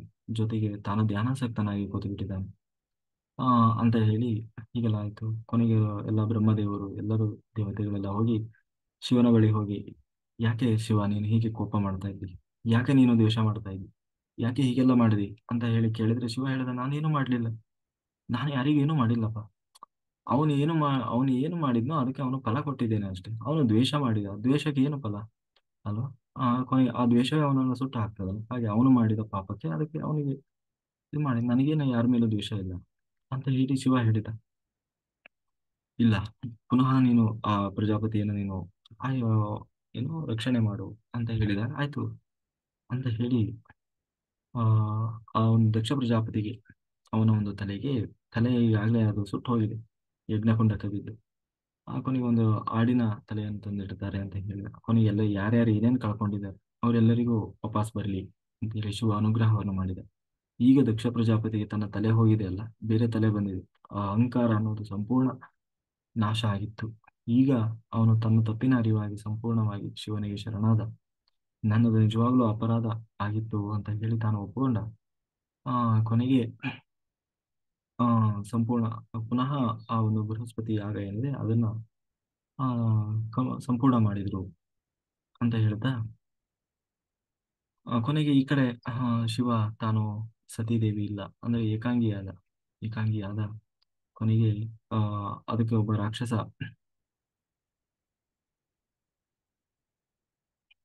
ಇದನ್ನೇ ಒಂದು ಏನು ವರವನ್ನಾಗಿಸ್ಕೊಂಡು ಬ್ರಹ್ಮದೇವರ ಬಳಿ ವರ ಕೇಳ್ತಾನೆ. ಏನು ಅಂತಂದ್ರೆ ಈ ಶಿವ ಶಿವ ಮತ್ತೆ ಅವನ ಪತ್ನಿ ಅವರಿಬ್ಬರ ದಾಂಪತ್ಯದಿಂದ ಒಬ್ಬ ಮಗ ಹುಟ್ಟಿ ಬರಬೇಕು, ಆ ಮಗನಿಂದ ನನ್ನ ಸಂಹಾರ ಆಗಬೇಕು ಅಂತ ಹೇಳಿ ತಾನು ವರವನ್ನು ಪಡಿತಾನೆ. ಅದಕ್ಕೆ ಸರಿಯಾಗಿ ಯಾಕೆ ಅಂತಂದ್ರೆ ಈ ಕಡೆ ಶಿವನಿಗೆ ಹೆಂಡತಿನೇ ಇಲ್ಲ, ಸತ್ತೋಗಿದ್ದಾಳೆ. ಶಿವ ನಾನು ಇನ್ಯಾರನ್ನೂ ಮದುವೆ ಆಗಲ್ಲ ಅಂತ ತಾನು ಮೊದಲೇ ವೈರಾಗ್ಯಾಧಿಪತಿ. ಹೆಂಗೋ ಬ್ರಹ್ಮದೇವರು ಹೇಳಿ ಒಂದು ಮದುವೆ ಮಾಡಿಸಿದ್ರು.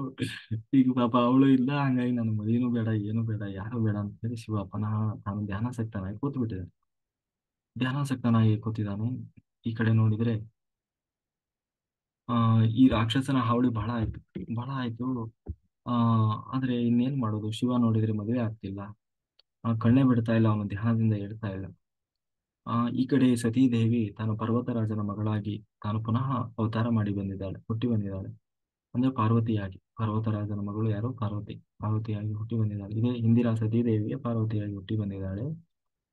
ಅವಳು ಕೊನೆಗೆ ನಾರದರು ಬಂದು ಹೇಳಿದ್ರು, ನೋಡಮ್ಮ ನೀನು ಹೀಗೆ ಹಿಂದೆ ಸತೀದೇವಿಯಾಗಿದ್ದವಳು, ಈಗ ಪಾರ್ವತಿಯಾಗಿ ಹುಟ್ಟಿ ಬಂದಿದ್ದಿ, ನೀನು ಶಿವನಿಗೆ ಸೇರ್ಬೇಕಾದವಳು. ಹಾಗಾಗಿ ಶಿವನನ್ನ ಪಡಿಬೇಕು ಅಂತ ಅಂದ್ರೆ ಅಷ್ಟು ಸುಲಭ ಅಲ್ಲ. ನೀನು ಶಿವನನ್ನ ಕುರಿತು ತಪಸ್ಸು ಮಾಡು. ಹಾ ಆಗ ಶಿವ ಪ್ರಸನ್ನನಾಗ್ತಾನೆ, ಪುನಃ ನಿನ್ನನ್ನ ಸೇರ್ತಾನೆ ಅಂತ ಹೇಳಿ ಅವರು ಸಲಹೆ ಕೊಟ್ರು. ಆಯ್ತು, ನಾನು ಶಿವನನ್ನೇ ಮದುವೆ ಆಗ್ತೇನೆ ಅಂತ ಹೇಳಿ ಏನು ಪಾರ್ವತಿ ನಿರಂತರವಾಗಿ ಧ್ಯಾನಾಸಕ್ತಳಾಗಿ ತಪಸ್ಸಿಗೆ ನಿಂತಳು. ತಪಸ್ಸು ಮಾಡ್ತಾ ಮಾಡ್ತಾ ಆದ್ರೆ ಅವ್ಳು ಎಷ್ಟು ತಪಸ್ಸು ಮಾಡಿದರೂ ಶಿವ ಬರ್ತಾ ಇಲ್ಲ. ಯಾಕೆಂದ್ರೆ ಅವನು ಯಾರೋ ಏನೋ ಬೇಡ ಅಂತ ಹೇಳಿ ಧ್ಯಾನಕ್ಕೆ ಕೂತು ಬಿಟ್ಟಿದ್ದಾನೆ. ಏನಾದ್ರೂ ಮಾಡಿ ಶಿವನನ್ನು ಎಬ್ಬಿಸ್ಬೇಕಲ್ಲ. ಹ್ಮ್ ಎಬ್ಸಿ ಮದುವೆ ಮಾಡ್ಬೇಕು, ಯಾರು, ಪಾರ್ವತಿ ಜೊತೆಗೆ ಮದುವೆ ಮಾಡಿ ಅವರಿಬ್ಬರ ದಾಂಪತ್ಯದಿಂದ ಶಿಶು ಹುಟ್ಟಿ ಬರಬೇಕು. ಅವನಿಂದ ಆ ಆ ಶಿಶುವಿನಿಂದ ಏನೋ ಹ್ಮ್ ಆ ರಾಕ್ಷಸನ ಸಂಹಾರ ಆಗ್ಬೇಕು. ಆ ಅದಕ್ಕೆ ಆ ಇನ್ನೇನ್ ಮಾಡುದು, ಅದಕ್ಕೆ ಶಿವ ಹೇಳ್ಬೇಕು ಅಂತಂದ್ರೆ ಏನ್ ಮಾಡ್ಬೇಕು, ಅವನಲ್ಲಿ ಕಾಮ ಕಾಮ ಪ್ರಚೋದನೆ ಮಾಡ್ಬೇಕು. ಅದಕ್ಕೆ ಮನ್ಮಥನನ್ನ ಕಳಿಸಿಕೊಟ್ರು. ಮನ್ಮಥ ಹೇಳ್ದ, ಖಂಡಿತ ನಾನು ಹೋದ್ರೂ ವಾಪಸ್ ಬರಲ್ಲ ಅಂತ. ಅದಕ್ಕೆ ಇಲ್ಲಪ್ಪ ಇನ್ನೇನ್ ಮಾಡೋದು, ಬೇರೆ ಏನು ದಾರಿ ಇಲ್ಲ, ಶಿವನನ್ನ ಎಚ್ಚರಗೊಳಿಸ್ಲೇಬೇಕು ಅಂತ ಹೇಳಿ ಮನ್ಮಥ ಮನ್ಮಥನನ್ನ ಕಳಿಸಿಕೊಟ್ರು. ಮನ್ಮಥನನ್ನ ಕಳಿಸಿಕೊಟ್ರೆ ಮನ್ಮಥ ಹೋಗಿ ತಾನು ಅವನಿಗೆ ಡಿಸ್ಟರ್ಬ್ ಮಾಡ್ತಾನೆ. ಯಾರಿಗೆ, ಶಿವನಿಗೆ ಡಿಸ್ಟರ್ಬ್ ಮಾಡೋದು ಅಂದ್ರೆ ಅದೇ ಅವನಲ್ಲಿ ಕಾಮ ಪ್ರಚೋದನೆಯನ್ನು ಮಾಡ್ತಾನೆ. ಅದೇ ಬಾಣ ಬಿಡೋದು ಅಂತೀವಲ್ಲ ಹಾಗೆ. ತಾನು ಬಾಣವನ್ನು ಬಿಟ್ಟ. ಬಾಣ ಬಿಟ್ಟ ಅಂತಂದ್ರೆ ಅವನಲ್ಲಿ ಕಾಮ ಪ್ರಚೋದನೆಯನ್ನು ಮಾಡಿದ. ಮನಸ್ಸಿನಲ್ಲಿ ಕಾಮದ ಆಸೆ ಬರ್ಬೇಕಪ್ಪ, ಹೆಣ್ಣಿನ ಆಸೆ, ಹಾಗೆ ಮಾಡಿದ. ಅದಕ್ಕೆ ಶಿವನಿಗೆ ಅವನಿಗೇನು ಅದು ಡಿಸ್ಟರ್ಬ್ ಆಗ್ಲಿಲ್ಲ, ಆದ್ರೆ ಎಲ್ಲೋ ಯಾರೋ ನನ್ನನ್ನ ಡಿಸ್ಟರ್ಬ್ ಮಾಡ್ಲಿಕ್ಕೆ ಪ್ರಯತ್ನ ಮಾಡ್ತಾ ಇದ್ದಾರೆ ಧ್ಯಾನಕ್ಕೆ ಅಂತ ಹೇಳಿ ಗೊತ್ತಾಯ್ತು. ಶಿವ ಕೂಡ್ಲಿ ಕಣ್ಬಿಟ್ಟ. ಕಣ್ಣು ಬಿಟ್ಟು ಕೂಡಲೇ ಆ ಆ ಒಂದು ಧ್ಯಾನದ ಅಗ್ನಿ ಏನಿತ್ತು ಅದರಿಂದ ಮನ್ಮಥ ತಾನು ಎದುರುಗಡೆ ಇದ್ದವನು ಸುಟ್ಟು ಹೋಗ್ಬಿಟ್ಟ. ಸುಟ್ಟು ಭಸ್ಮ ಆದ. ಅಯ್ಯೋ ಹೀಗಾಗ್ಬಿಡ್ತಲ್ಲ, ಶಿವ ಏನೋ ಎದ್ದ, ಆದ್ರೆ ಪಾಪ ಇವನು ಮನ್ಮಥನೇ ಸುಟ್ಟು ಹೋಗ್ಬಿಟ್ನಲ್ಲ ಅಂತ ಹೇಳಿ ಕೊನೆಗೆ ರತಿದೇವಿ ಪಾಪ ಅವಳು ಬಹಳ ಬೇಜಾರು ಮಾಡ್ಕೊಂಡ್ಳು. ಕೊನೆಗೆ ಎಲ್ಲಾ ದೇವತೆಗಳು ಬಂದು ಪ್ರಾರ್ಥನೆ ಮಾಡ್ತಾರೆ, ಸ್ವಾಮಿ ನೀನು ಪ್ರಸನ್ನನಾಗಬೇಕು, ಯಾಕೆಂದ್ರೆ ಒಂದು ಲೋಕ ಕಲ್ಯಾಣಕ್ಕಾಗಿ ಒಂದು ದೊಡ್ಡ ಮಹಾ ಕಾರ್ಯ ನಡಿಬೇಕಾಗಿದೆ. ಈಗ ಈ ರಾಕ್ಷಸನ ಹಾವಳಿ ಬಹಳ ಆಗಿದೆ. ನೀನು ಪುನಃ ನಿನಗಾಗಿ ಅಂತಾನೆ ಸತೀದೇವಿ ಪುನಃ ತಾನು ಅವತಾರ ಮಾಡಿ ಬಂದಿದ್ದಾಳೆ ಪಾರ್ವತಿಯಾಗಿ. ಅವಳನ್ನ ನೀನು ವಿವಾಹ ಆಗಬೇಕು, ನಿನ್ನನ್ನೇ ಪಡಿಬೇಕು ಅಂತ ಹೇಳಿ ಅವಳು ಘೋರ ತಪಸ್ಸು ಮಾಡ್ತಾ ಇದ್ದಾಳೆ ಅಂತ ಹೇಳಿ ಎಲ್ಲರೂ ಪ್ರಾರ್ಥನೆ ಮಾಡಿದ್ರು. ಆಯ್ತು ಅಂತ ಹೇಳಿ ಶಿವ ತಾನು ಪಾರ್ವತಿ ದೇವಿಯನ್ನ ವರಿಸ್ತಾನೆ. ಅವರಿಬ್ಬರ ದಾಂಪತ್ಯದಿಂದ ಷಣ್ಮುಖ, ಷಣ್ಮುಖ ಅಂದ್ರೆ ಕುಮಾರಸ್ವಾಮಿ ತಾನು ಅವತಾರ ಮಾಡಿ ಬರ್ತಾನೆ. ಆ ಕುಮಾರಸ್ವಾಮಿ ಬೇರೆ ಯಾರು ಅಲ್ಲ, ಸುಟ್ಟು ಭಸ್ಮ ಆಗಿದ್ನಲ್ವಾ ಮನ್ಮಥ, ಆ ಮನ್ಮಥನೇ ಕುಮಾರಸ್ವಾಮಿಯಾಗಿ ಷಣ್ಮುಖನಾಗಿ ಅವತಾರ ಮಾಡಿ ಬರ್ತಾನೆ, ಹುಟ್ಟಿ ಬರ್ತಾನೆ. ಆ ಹುಟ್ಟಿ ಬಂದು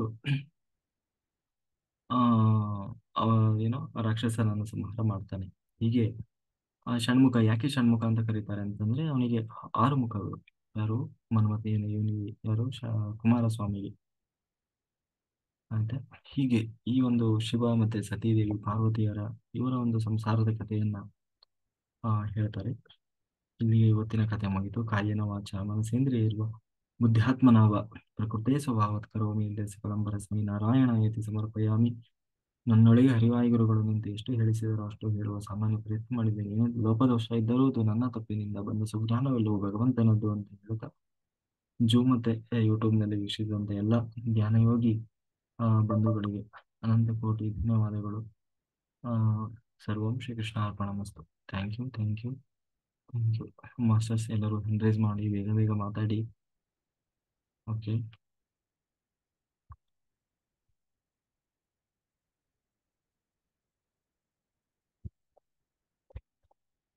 ವಚನ ಸಾಹಿತ್ಯ ಹರಿದು ಬರಲಿ.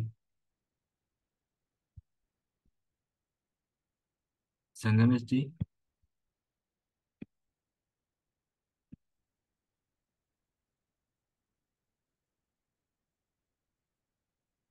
ಹ್ಮ್.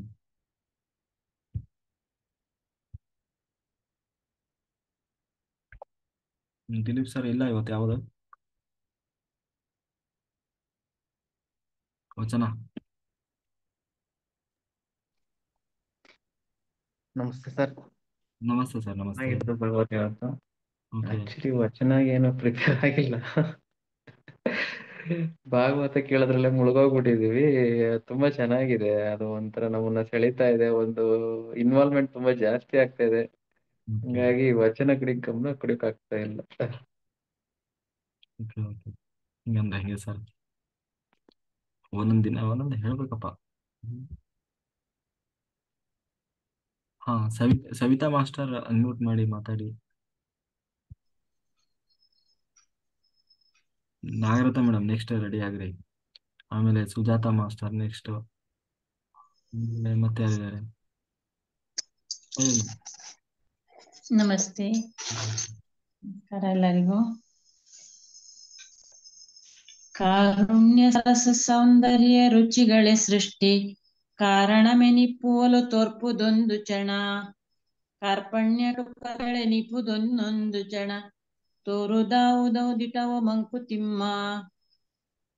ಮರುಕ, ವಿನೋದ, ಹಾಸ್ಯ ಮತ್ತು ಸೌಂದರ್ಯಗಳೇ ಈ ಸೃಷ್ಟಿಯ ಕಾರಣವೆಂದು ಕೆಲವು ಸಲ ಅನಿಸುತ್ತದೆ. ಇನ್ನೊಂದು ಸಲ ಬಡತನ, ಜಿಪುಣತನ ಮತ್ತು ಕ್ರೂರತೆಗಳೇ ಈ ಸೃಷ್ಟಿಯ ಉದ್ದೇಶವೆಂದೆನಿಸುತ್ತದೆ. ಈ ಎರಡರಲ್ಲಿ ನಿಜ ಯಾವುದು ಎನ್ನುವುದು ನಮ್ಮ ಮನಸ್ಸಿಗೆ ಗೋಚರವಾಗುವುದಿಲ್ಲ.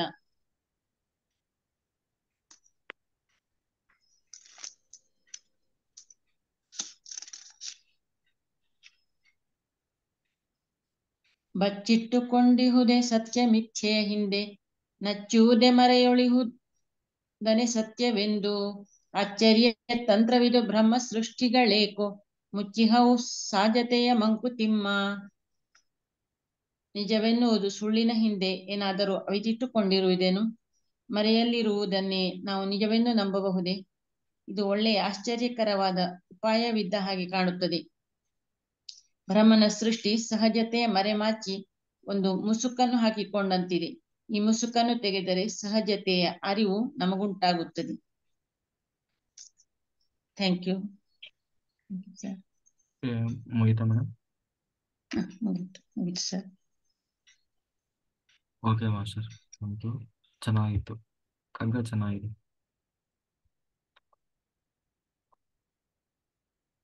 ಓಕೆ ಮಾಸ್ಟರ್, ನೆಕ್ಸ್ಟ್ ಯಾರು ಹೇಳ್ತೀವಿ?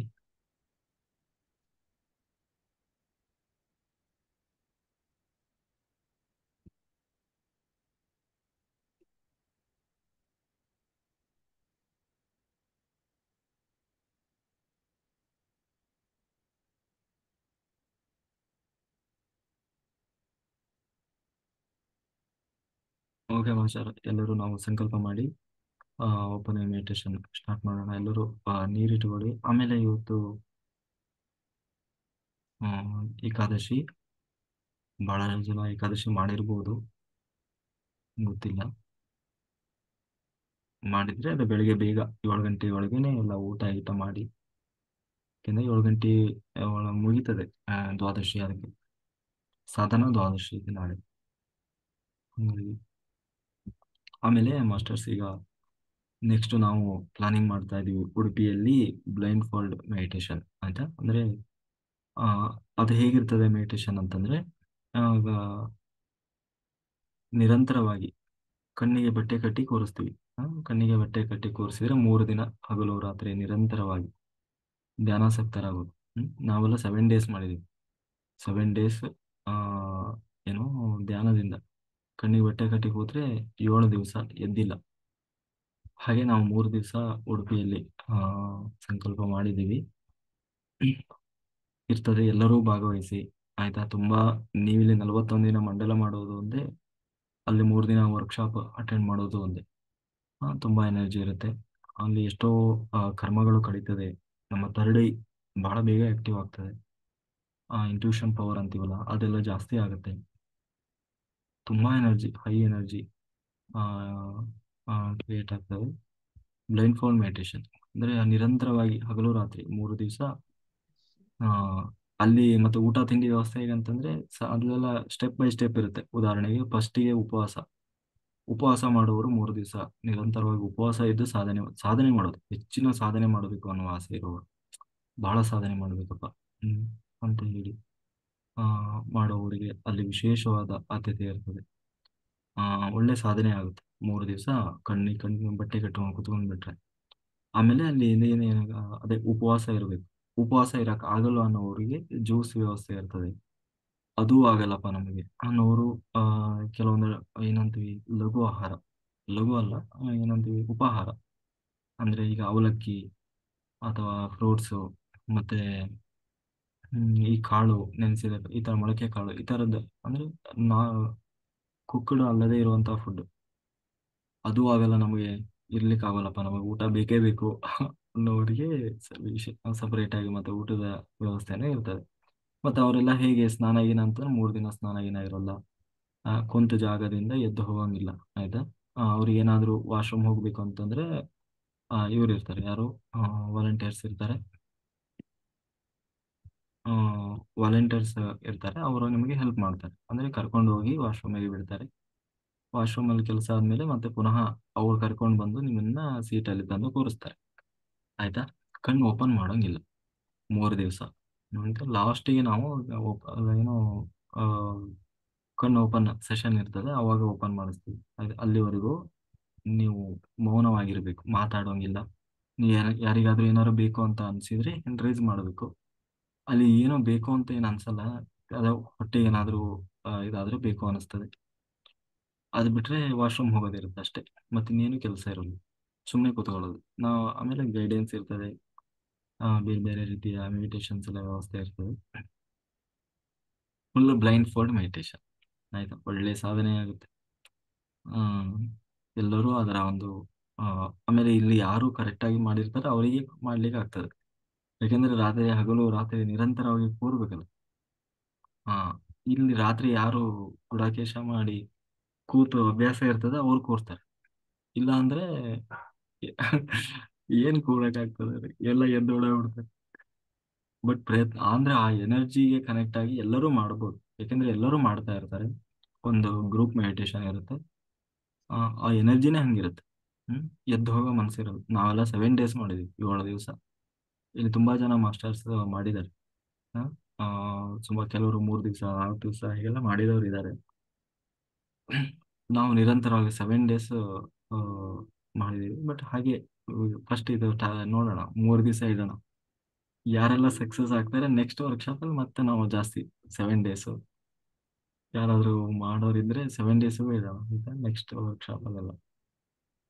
ಇದನ್ನ ಎಲ್ಲರೂ ಸದುಪಯೋಗ ಮಾಡ್ಕೊಳ್ಳಿ. ಇಲ್ಲಿ ಯಾವುದೇ ಫೀಸ್ ಗೀಸ್ ಎಲ್ಲ ಇರಲ್ಲ, ಎಲ್ಲ ಫ್ರೀ ಇರ್ತದೆ ಆಯ್ತಾ. ಹ್ಮ್ ಪದ್ಮ ಮಾಸ್ಟರ್ ಮಾತಾಡಿ. Thank you sir. ಇಷ್ಟೊತ್ತು ತಿಳಿಸ್ಕೊಟ್ರಿ, ಚೆನ್ನಾಗಿತ್ತು. 3 ದಿನ ಕಣ್ಣು ಬಿಡದೇನೆ ಖಂಡಿತ ಒಂಥರ ಚೆನ್ನಾಗಿರುತ್ತೆ. ಓಕೆ ಸರ್, ರತ್ನಮ್ಮ ಅವ್ರಿಗೆ ಅಡ್ರೆಸ್ ಮಾಡ್ಕೊಳ್ಳಿ, ಅಡ್ರೆಸ್ ಕೊಡಿ. ಇದಾರ? ಇಲ್ಲ, ರತ್ನಮ್ಮ ಮಾಸ್ಟರ್ ಅನ್ಮ್ಯೂಟ್ ಮಾಡಿ. ನಾನು ನೋಟ್ ಮಾಡ್ಕೊಳ್ಳಿ. ಆಮೇಲೆ ಅದೇ ಇವಾಗ ಮಾರ್ಚ್ ಅಲ್ಲಿ ಇಟ್ರೆ ಅವಾಗೆಲ್ಲ SLC PUC ಮಕ್ಕಳು ಎಕ್ಸಾಮ್ಸ್ ಇರ್ತವೆ, ಅವಾಗ ಬರ್ಲಿಕ್ಕೆ ಆಗೋಲ್ಲ 3 ದಿವಸ ಎಲ್ಲ. ಫೆಬ್ರವರಿಲಿ ಮಾಡ್ಲಿಕ್ಕೆ, ಮತ್ತೆ ಫೆಬ್ರವರಿ ಅಂತಂದ್ರೆ ಇನ್ನೇನು ಒಂದೇ ತಿಂಗಳು ಬಂದೇ ಬಿಡುತ್ತೆ, ಈ ತಿಂಗಳು ಹೋಗೇ ಬಿಡುತ್ತೆ. ಮಾಡಿದ್ರೆ ಫೆಬ್ರವರಿಲಿ ಮಾಡಬೇಕು, ಇಲ್ಲಾಂದ್ರೆ ಮಾರ್ಚಲ್ಲಿ ಮಾಡೋದು. ಅದೇ ಬೇರೆಯವರಿಗೆ ಬರೋರಿಗೆ ಹೋಗೋರಿಗೆ ಅಷ್ಟು ರಜಾ ವ್ಯವಸ್ಥೆ ಸಿಗೋಲ್ಲ. ಮಾಡಿದ್ರೆ ಏಪ್ರಿಲ್ ತಿಂಗಳಲ್ಲಿ ಫಸ್ಟ್ ವೀಕಲ್ಲಿ ಮಾಡಬೇಕು, ಆದ್ರೆ ಬಹಳ ದೂರ ಆಗ್ಬಿಡ್ತದೆ. ನೋಡೋಣ ಮಾಸ್ಟರ್, ಎಲ್ಲರೂ ಯಾವ ಒಂದು ಡೇಟಲ್ಲಿ ಮಾಡಿದರೆ ಎಲ್ಲರಿಗೂ ಅನುಕೂಲ ಆಗ್ತದೆ ಅಂತ ಹೇಳ್ತೀವಿ, ಅವಾಗ ಮಾಡ್ಬೋದು. ಯಾಕೆಂದ್ರೆ ಬರೋರಿಗೂ ರಜೆನೂ ಸಿಗಬೇಕು, ಮಕ್ಕಳಿಗೆ ಎಲ್ಲ ಇದಾಗಬಾರ್ದು. ಎಕ್ಸಾಮ್ಸ್ ಎಲ್ಲ ಇರ್ತದೆ, ಅವಾಗೆಲ್ಲ ಯಾರಿಗೂ ಬಿಟ್ಟು ಬರ್ಲಿಕ್ಕೆ ಆಗೋಲ್ಲ. ಸಾಮಾನ್ಯವಾಗಿ PUC SLC ಮಕ್ಕಳು ಇರ್ತಾರೆ. ಅದಕ್ಕೆ ಮಾಡಿದ್ರೆ ಅದೇ ಏಪ್ರಿಲ್ ಫಸ್ಟ್ ವೀಕಲ್ಲಿ ಇಲ್ಲ ಸೆಕೆಂಡ್ ವೀಕಲ್ಲಿ ಮಾಡ್ಬೋದು, ಅದು ಕರೆಕ್ಟ್ ಇರ್ತದೆ. ಆಮೇಲೆ ಅದೇ ನಾವು ಒಂದು ಡೇಟು ಕೂಡ ಸೆಲೆಕ್ಟ್ ಮಾಡಿದ್ದೀವಿ. ಏಪ್ರಿಲ್ 10, 11, 12 ಮಧ್ಯ 11ನೇ ತಾರೀಕು ಶನಿವಾರ ಇದೆ. ಆ, ಹುಣ್ಣಿಮೆ ಬರುತ್ತೆ. ಆಯ್ತಾ, ಒಂದು ಹುಣ್ಣಿಮೆ ಸಿಗ್ತದೆ, ಹುಣ್ಣಿಮೆ ದಿನ ಆಗ್ತದೆ. ಹಿಂದಿನ ದಿವಸ ಮಧ್ಯ ಮತ್ತೆ ಮಾರನೇ ದಿವಸ ಹುಣ್ಣಿಮೆ ಸಿಗುತ್ತೆ. ಜೊತೆಗೆ ಶುಕ್ರವಾರ, ಶನಿವಾರ, ಭಾನುವಾರ ರಜೆನೂ ಸಿಗ್ತದೆ. ಜೊತೆಗೆ ಕೃಷ್ಣನ ಜೊತೆ ಕೂತ್ಕೊಂಡು ಧ್ಯಾನ ಮಾಡೋ ಭಾಗ್ಯ ಉಡುಪಿ ಕೃಷ್ಣ. ಆಯ್ತಾ. ಚೆನ್ನಾಗಿತ್ತು. ರತ್ನ ಮೇಡಮ್ ರತ್ನಮ್ಮ ಮ್ಯೂಟ್ ಮಾಡಿ. ಯೋಗ ನಿದ್ರೆ ಹೋಗಿರ್ಬೇಕು.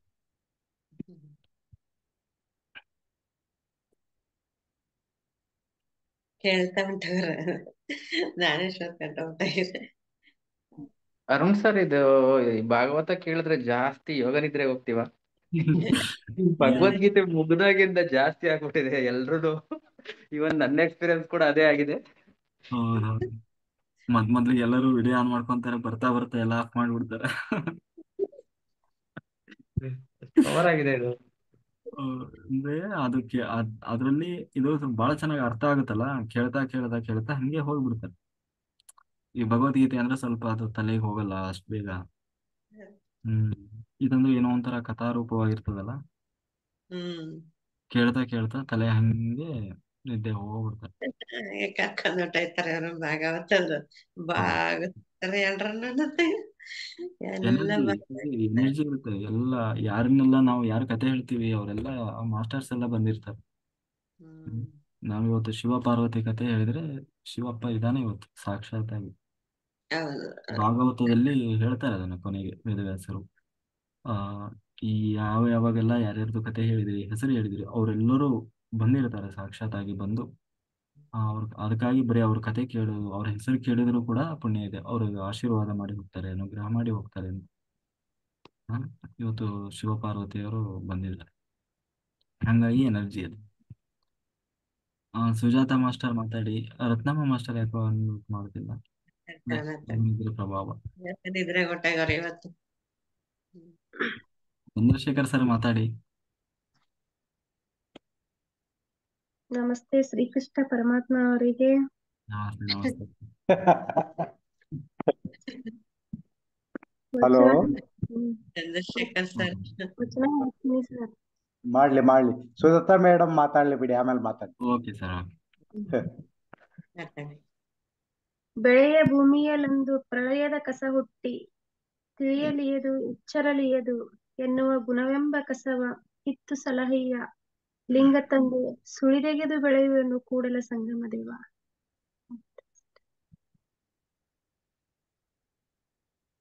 ಹೇಳ್ರಿ ಮೇಡಮ್, ನಗ್ತಿರಲ್ಲ.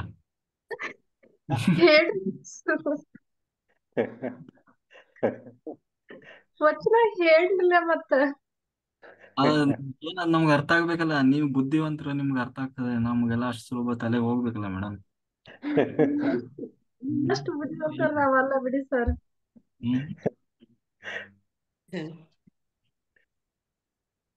ಚಂದ್ರಶೇಖರ್ ಸರ್ ಆರಾಮಾಗಿ ಎದ್ಬಿಟ್ರೆ ಎಲ್ರು ಯೋಗ ನಿದ್ರೆ ಹೊಂಟದ. ಅವೇರ್ನೆಸ್ ಅಲ್ಲಿ ಇದ್ರು ಸರ್. ಓಕೆ ಸರ್, ಮಾತಾಡಿ ಸರ್ ಚಂದ್ರಶೇಖರ್ ಸರ್. ನಮಸ್ಕಾರ ಎಲ್ಲ ಧ್ಯಾನ ಬಂಧುಗಳಿಗೆ ನಮಸ್ಕಾರ. ಬಸವಣ್ಣವ್ರದ್ದು ಒಂದು ವಚನ ಹೇಳ್ತೀನಿ ಸರ್. ಬಸವ ಎಂದು ಬಸಿತವಂ ಧರಿಸಿದರೆ ಬಸವಾದಿ ಪ್ರಥಮರಿಗೆ ಪ್ರೀತಿಯಯ್ಯ. ಬಸವ ಶಟಸ್ಥಳ ಚೆನ್ನ ಬಸವಾದಿ ಪ್ರಮತರು ಬಸಿತವಂ ಧರಿಸಿ ಬಯಲಾದರಯ್ಯ. ಅಣು ಮಾತ್ರ ವಿಭೂತಿಯಂ ಅಣೆಯಲ್ಲಿಡಲು ಎಣಿಕೆಯಿಲ್ಲದ ಭವಪಾಸವು ಅರಿವುದು. ಇದಕ್ಕೆ ಅರ್ಥ ಗೊತ್ತಿಲ್ಲ ಗುರುಗಳೇ. ನಮ್ಮ ಮನೆ ವಚನ ಹೇಳ್ತಾರೆ, ಕಂಟಿನ್ಯೂ ಮಾಡ್ತಾರೆ ಬಾಬಾ.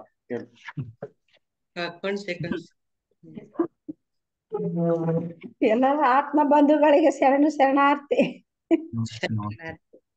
ಧ್ಯಾನ ಬಂಧುಗಳು ಆತ್ಮ ಬಂಧುಗಳಿಗೆ ಅಯ್ಯ ಎನಗೆ ವಿಭೂತಿಯೇ ಕುಲದೈವ, ಅಯ್ಯ ಎನಗೆ ವಿಭೂತಿಯೇ ಮನದೈವ, ಅಯ್ಯ ಎನಗೆ ವಿಭೂತಿಯೇ ಸರ್ವ ಕಾರಣವು, ಅಯ್ಯ ಎನಗೆ ವಿಭೂತಿಯೇ ಸರ್ವ ಸಿದ್ಧಿ, ಅಯ್ಯ ಎನಗೆ ವಿಭೂತಿಯೇ ಸರ್ವ ವಶ್ಯ, ಅಯ್ಯ ಕೂಡಲ ಚೆನ್ನ ಸಂಗಮ ದೇವ, ಶ್ರೀ ಮಹಾವಿಭೂತಿ ಎಂಬ ಪರಂಜ್ಯೋತಿ ನೀವಾದಿರಾಗಿ, ಎನಗೆ ವಿಭೂತಿಯೇ ಸರ್ವ ಸಾಧನವಯ್ಯ, ಕೂಡಲ ಸಂಗಮ ದೇವಯ್ಯ ಅಂತ. ಅಯ್ಯ ನನಗ ವಿಭೂತಿನೇ ಕುಲದೈವ, ವಿಭೂತಿನೇ ಮನದೈವ, ವಿಭೂತಿಯೇ ಸರ್ವ ಕಾರಣ, ವಿಭೂತಿಯೇ ಸರ್ವ ಸಾಧನ, ಆ ವಿಭೂತಿನೇ ನನಗೆ ಸರ್ವ ಅವಶ್ಯ. ಆ ಮಹಾ ವಿಭೂತಿಯನ್ನ ಪರಂಜ್ಯೋತಿ ನೀವು ನನಗಾಗಿ ಇಲ್ಲಿ ಕಂಡ್ರಲ್ಲ, ನಿಮಗೆ ಕೋಟಿ ಕೋಟಿ ಶರಣು ಅಂತ ಕೂಡಲ ಸಂಗಮ ದೇವನಿಗೆ ಬಸವಣ್ಣನವರು ಹೇಳ್ತಾ ಇದ್ದಾರೆ. ಹಾಡು ಹಾಡು ಸೂಪರ್. ಅಯ್ಯನಗೆ ರುದ್ರಾಕ್ಷಿಯೇ ಸರ್ವ ಸಾಧನವು, ಅಯ್ಯ ಎನಗೆ ರುದ್ರಾಕ್ಷಿಯೇ ಸರ್ವ ಪಾವನವು, ಅಯ್ಯ ಎನಗೆ ರುದ್ರಾಕ್ಷಿಯೇ ಸರ್ವ ಕಾರಣವು, ಅಯ್ಯ ಎನಗೆ ರುದ್ರಾಕ್ಷಿಯೇ ಸರ್ವ ಸಿದ್ಧಿ, ಅಯ್ಯ ಎನಗೆ ರುದ್ರಾಕ್ಷಿಯೇ ಸರ್ವ ಪಾಪಕ್ಷಯವು, ಅಯ್ಯ ನಿಮ್ಮ ಪಂಚವಕ್ರಂಗಳೇ ಪಂಚಮುಖದ ರುದ್ರಾಕ್ಷಿಗಳಾಗಿ, ಅಯ್ಯ ಕೂಡಲ ಸಂಗಮ ದೇವ ನನ್ನ ಮುಕ್ತಿ ಪಥಕ್ಕೆ ಶ್ರೀ ಮಹಾರುದ್ರಾಕ್ಷಿಯೇ ಸಾಧನವಯ್ಯ, ಅಯ್ಯ ಕೂಡಲ ಸಂಗಮ ದೇವಯ್ಯ ಎನ್ನ ಮುಕ್ತಿ ಪಥಕ್ಕೆ ಶ್ರೀ ಮಹಾರುದ್ರಾಕ್ಷಿಯೇ ಸಾಧನವಯ್ಯ, ಕೂಡಲ ಸಂಗಮ ದೇವ, ಕೂಡಲ ಸಂಗಮ ದೇವ, ಕೂಡಲ ಸಂಗಮ ದೇವ, ಕೂಡಲ ಸಂಗಮ ದೇವ. ಶರಣು ಶರಣಾರ್ಥಿಗಳು. ರುದ್ರಾಕ್ಷಿಯೇ ನನಗ ಸರ್ವ ಸಿದ್ಧಿ, ಈ ರುದ್ರಾಕ್ಷಿಯೇ ನನಗ ಸರ್ವ ಪಾವನವು, ಈ ರುದ್ರಾಕ್ಷಿಯೇ ನನಗೆ ಸರ್ವ ಕಾರಣಗಳು, ಈ ರುದ್ರಾಕ್ಷಿಯಿಂದಲೇ ನನಗೆ ಸರ್ವ ಸಿದ್ಧಿ, ಈ ರುದ್ರಾಕ್ಷಿಯಿಂದನೇ, ಈ ರುದ್ರಾಕ್ಷಿಯಿಂದನೇ ನನ್ನ ಸರ್ವ ಪಾಪಗಳೆಲ್ಲ ಕ್ಷಯ ಆಗುತ್ತವೆ. ಅಯ್ಯ ಪಂಚಮುಖದ ರುದ್ರಾಕ್ಷಿಗೆ ನಿಮ್ಮ ಮುಖ, ಆ ಪಂಚಮುಖದ ರುದ್ರಾಕ್ಷಿಲಿ ಬಸವಣ್ಣನವರ ಕಾಣ್ತೀನಿ, ಕೂಡಲ ಸಂಗಮನಾಥನ ಕಾಣ್ತೀನಿ, ಚೆನ್ನಮ್ಮ ಬಸವಣ್ಣನವ್ರನ್ನ ಕಾಣ್ತೀನಿ ಅಂತ ನಮ್ಮ ಬಸವಣ್ಣನವರು ಈ ವಚನದ ಮೂಲಕ ಎನ್ನ ಮುಕ್ತಿ ಪಥಕ್ಕೆ ಶ್ರೀ ಮಹಾರುದ್ರಾಕ್ಷಿಯೇ ಸಾಧನ, ಮುಕ್ತಿ ಕಾಣಬೇಕು ಅಂದ್ರೆ ಈ ರುದ್ರಾಕ್ಷಿಯಿಂದ ಸಾಧನ ಅಂತ ಬಸವಣ್ಣವ್ರು ಹೇಳಿದ್ದಾರೆ. ಸೂಪರ್, ತುಂಬಾ ಚೆನ್ನಾಗಿದೆ. ಎಷ್ಟು ಚೆನ್ನಾಗಿ ಬರ್ತದೆ ಅದ ಕಂಠ, ಅದ ಕೋಗಿಲೆ ಕಂಠ ತರ ತುಂಬಾ ಚೆನ್ನಾಗಿರುತ್ತೆ, ಅದ್ಭುತವಾಗಿ ಕೊಟ್ಟು. ಸರ್ ಕೊಡ್ಬೇಕು, ಆಡೋದು ಇನ್ನ ಇದೆ, ಆದ್ರೆ ನನ್ನ ಧ್ವನಿ ಪೆಟ್ಟಿಗೆ ಇಲ್ಲ ಇವಾಗ ಬಂತಿಲ್ವಾ? ಇವಾಗ ಬಂತ, ಮೊದ್ಲು ಹೇಳಿದ್ರಿ ಒಂದ್ಸರಿ ಅಲ್ಲಿ ನಷ್ಟಪುರಕ್ಕೆ ಬಂದಿದ್ದೆ, ಆಡ್ಬೇಕು ಅಂತ. ಗಾನಾಮೃತ ಇತ್ತು, ನೀವು ಅಟೆಂಡ್ ಆಗ್ಲೇ ಇಲ್ಲ. ಅದೇ ಸರ್ ಮೈಸೂರ್ಗೆ ಹೋಗ್ಬಿಟ್ಟಿದ್ದೆ ಸರ್, ಹಾಗಾಗಿ ಅವ್ರ ಲಿಂಕ್ ಓಪನ್ ಮಾಡ್ಕೊಳಕ್ ಬರ್ಲಿಲ್ಲ ಅವ್ರಿಗೆ. ಆಗ್ಲಿಲ್ಲ ಮೇಡಮ್ ನನಗೆ. ಖಂಡಿತ ಆಡಿ ನೆಕ್ಸ್ಟ್. ಚೆನ್ನಾಗಿತ್ತು. Sarika master. Thank you madam, thank you. ಚೆನ್ನಾಗಿತ್ತು. ಎಷ್ಟೇ ಇಲ್ವಾ? ನಿದ್ರೆ ಕೊಟ್ಟಾಗ್ಬಿಟ್ಟಿದಾರ ರತ್ನಮ್ಮವ್ರು? ಅನ್ಮ್ಯೂಟ್ ಮಾಡ್ತಾ ಇಲ್ಲ, ಹೇಳ್ತಾ ಹೊಟ್ಟಾಗ್ಬಿಟ್ಟಿದಾರೆ. ಸರಿಕಾ ಮಾಸ್ಟರ್ ಮಾತಾಡಿ, ಅನ್ಮ್ಯೂಟ್ ಮಾಡಿ. ನಮಸ್ಕಾರ ಸರ್. ನಮಸ್ತೆ. ನಮ್ಮ ಮಗಳು ಹೇಳ್ತಾಳ ನೋಡ್ರಿ. ನಮಸ್ಕಾರ. ನಮಸ್ಕಾರ ರೀ. ನಮಸ್ತೆ. ಶರಣಾರ್ಥಿಗಳು. ಶರಣಾರ್ಥಿಗಳು. ಹೇಳಿ. ಡೈಲಿ ವಚನ ಹೇಳ್ತಾಳ್ರಿ ಆಕಿ, ಅದ ಹೇಳ್ತಾಳಂತಾರಿ. ತಂದೆ ನೀನು, ತಾಯಿ ನೀನು, ಬಂಧು ನೀನು, ಬಳಗ ನೀನು, ನೀನಲ್ಲದೆ ಮತ್ತಾರಿಲ್ಲವ ಕೂಡಲ ಸಂಗಮ ದೇವ, ಹಾಲಲ್ಲದು ನೀರಲ್ಲದು ನಮ್ಮ ಧರ್ಮ, ನಮಸ್ತೆ. ಮುಗಿದು ಅಂದ್ರೆ ನೀರು ತಂದೆನೂ ನೀವೇ, ತಾಯಿ ನೀನು ನೀವೇ, ಬಂಧುನೇ ನೀವೇ, ಬಳಗನೇ ನೀವೇ, ಕೂಡಲ ಸಂಗಮ ದೇವ. ಹ್ಮ್ ಕೂಡಲ ಸಂಗಮ ದೇವ. ಕೂಡಲ ಸಂಗಮದಲ್ಲಿ ಧ್ಯಾನ ಯಜ್ಞ ನಡೀತಾ ಇದೆ. 17, 18, 19 ಎಲ್ಲರೂ ನಾವು ಹೋಗ್ತಿದ್ವಿ, ಎಲ್ಲರೂ ಬರ್ಬೇಕು. ಹ್ಮ್ ಹಾ, ಕೂಡಲ ಸಂಗಮ. ಬರ್ ಹ್ಮ್ ಬರ್ತೇವ್ರಿ. ಓಕೆ, ಬರ್ತೀಯಾ? Very good. Thank you. ಬನ್ನಿ, ಎಲ್ಲರೂ ಬನ್ನಿ, ಆಯ್ತಾ? ಆಯ್ತು ಹಾ, ಸರ್. ಹ್ಮ್ ಅಲ್ಲೆಲ್ಲ ನೋಡ್ರಿ. ಓಕೆ ಸರ್, ಈಗ ಥ್ಯಾಂಕ್ ಯು. ಸಚಿನ್ ಮಾಸ್ಟರ್ ಹೇಳ್ತಾರ ವಚನ, ಹೇಳಿ ಸರ್. ಅನ್ಮ್ಯೂಟ್ ಆಗಿದೆ, ಮಾತಾಡಿ ಸರ್. ಮ್ಯೂಟೇ ಮಾಡ್ಬಿಟ್ರು ರತ್ನಮ್ಮ ಮಾಸ್ಟರ್ ಆಗ್ಲಿಂದ ಅನ್ಮ್ಯೂಟ್ ಆಗ್ತಾನೆ ಇದೀನಿ. ಯೋಗ ನಿದ್ರೆ ಹೋಗಿದ್ದೀರ? ಎದ್ರು ಎದ್ರು. ಇಲ್ಲ ಹಾ ಸರ್, ಕೇಳ್ತಾ ಇದ್ರು. ಹಾ ಮೇಡಮ್, ನೀವು ಒಟ್ಟಾಗಿದ್ರೆ ಇವತ್ತು ನನ್ನನ್ನು ಹೇಳ್ಸ್ಬಿಟ್ಟು ನೀವ್ ಒಟ್ಟಾಗಿದ್ರೆ? ಇಲ್ಲ, ಹೋಗಿಲ್ಲ ಮೇಡಮ್. ಕೇಳ್ತಾ ಇತ್ತು, ಯಾರೋ ಮಾತಾಡ್ತಾ ಇದ್ರು. ಸ್ವಲ್ಪ ಹಾಗೇನೆ ಸ್ವಲ್ಪ ಇದಾಯ್ತು ಅಷ್ಟೇನೆ.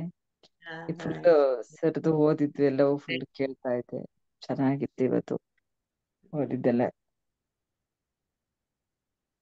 Okay madam, thank you. ಮಾತಾಡಿ.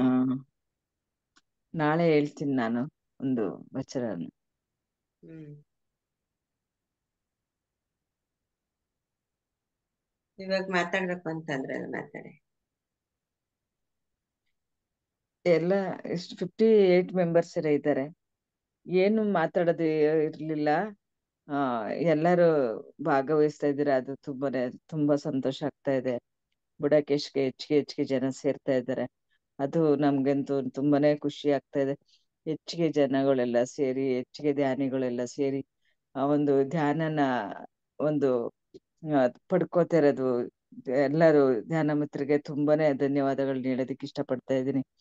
ಮತ್ತೆ ಏನು ಅಂತ ಹೇಳಿದ್ರೆ, ಒಂದು ನನ್ಗೆ ಇನ್ನರಲ್ಲಿ ಒಂದು ಧ್ಯಾನ ಮಾಡ್ತಿರ್ಬೇಕಾದ್ರೆ ಅವತ್ ಸುಮಾರು ದಿನಗಳಿಂದನೂ ನನಗೆ ತರ ಬರ್ತಾ ಇತ್ತು ಮನ್ಸಲ್ಲಿ.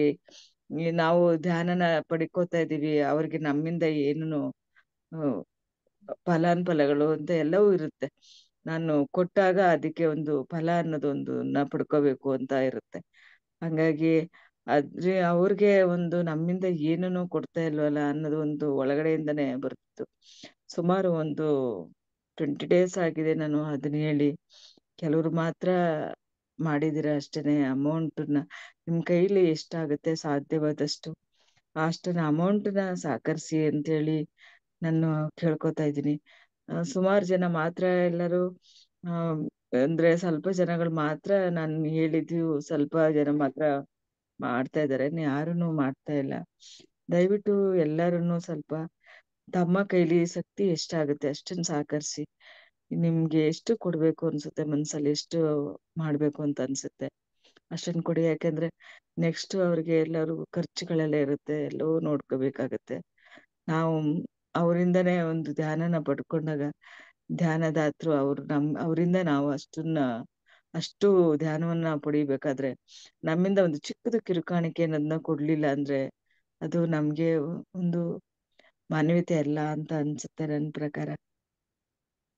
ಅದರಿಂದ ದಯವಿಟ್ಟು ಎಲ್ಲರೂ ನಿಮ್ ಕೈಲಿ ಎಷ್ಟಾಗತ್ತೆ ಅದನ್ನ ಯಾರ ಹತ್ರ ಆದ್ರೂ, ನಿಮ್ ಕೈಲಾಗ್ಲಿಲ್ಲ ಬೇರೆಯವ್ರ ಕೈಲಿ ಮೊಬೈಲ್ಗೆ ದುಡ್ಡು ಕಳ್ಸ ಅಂತವ್ರ ಹತ್ರ ಆದ್ರೂ ಕೊಟ್ಟು ಕಳಿಸಿ ದಯವಿಟ್ಟು ಅಂತ ಹೇಳಿ ನಾನು ಕೇಳ್ಕೊತಾ ಇದ್ದೀನಿ.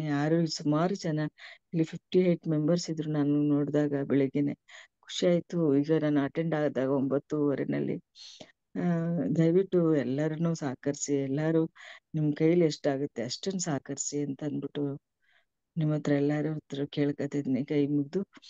ಎಲ್ಲರೂ ದಯವಿಟ್ಟು ಸಹಕರಿಸಿ. ಎಲ್ಲರಿಗೂ ಧನ್ಯವಾದಗಳನ್ನ ಹೇಳ್ತಾ ಇದ್ದೀನಿ. ದಯವಿಟ್ಟು ಹೇಗೆ ನೀವು ಮೆಡಿಟೇಷನ್ ಮಾಡ್ತಾ ಇದ್ದೀರಾ ನನ್ಗೆ ತುಂಬಾನೇ ಖುಷಿ ಆಗ್ತಾ ಇದೆ. ಸುಮಾರು ಎಲ್ಲಾರು ಭಾಗವಹಿಸ್ತಾ ಇದ್ದೀರಾ. ನಿಮ್ ಕೈಲಿ ಎಷ್ಟು ಸಾಧ್ಯವಾಗುತ್ತೆ ಅಷ್ಟನ್ನ ಹೆಲ್ಪ್ ಮಾಡಿ ಅಂತೇಳಿ ಕೇಳ್ಕೊತಾ ಇದ್ದೀನಿ ಅಷ್ಟೇನೆ. Thank you sir, thank you ಅವಕಾಶ ಕೊಟ್ಟಿದ್ದಕ್ಕೆ. ಮಾಸ್ಟರ್ಸ್, ಅದೇ ನೆಕ್ಸ್ಟ್ ನಾವು ಅದೇ ಪ್ಲಾನ್ ಮಾಡಿದೀವಲ್ಲ, ಏನು ಧ್ಯಾನ ಯಜ್ಞ.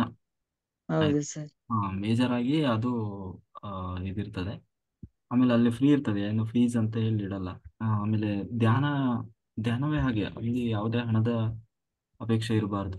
ಆಮೇಲೆ ಅಲ್ಲಿ ಯಥಾಶಕ್ತಿ ಆ ಅವರವರಿಗೆ ಎಷ್ಟು ಅನ್ನದಾನ ವ್ಯವಸ್ಥೆ ಮಾಡಲಿಕ್ಕೆ ಯಾವ ರೀತಿ ಅಲ್ಲ, ಕೊನೆ ಪಕ್ಷ ನಮಗೆ ಅಷ್ಟೆಲ್ಲ ಶಕ್ತಿ ಇಲ್ಲ ಅನ್ನೋರು ಬೇಕಾದ್ರೆ ಅಲ್ಲಿ ಸೇವೆ ಮಾಡುವ, ಅಂದ್ರೆ ನಮಗೆ ಹಣ ಕೊಡುವಷ್ಟೇ ಇಲ್ಲಪ್ಪ, ಇಲ್ಲಪ್ಪ ತೊಂದರೆ ಇಲ್ಲ, ಬಂದು ಸೇವೆ ಮಾಡುವ ಮೂಲಕ ನಾವು ಸೇವೆ ಸಲ್ಲಿಸಬಹುದು.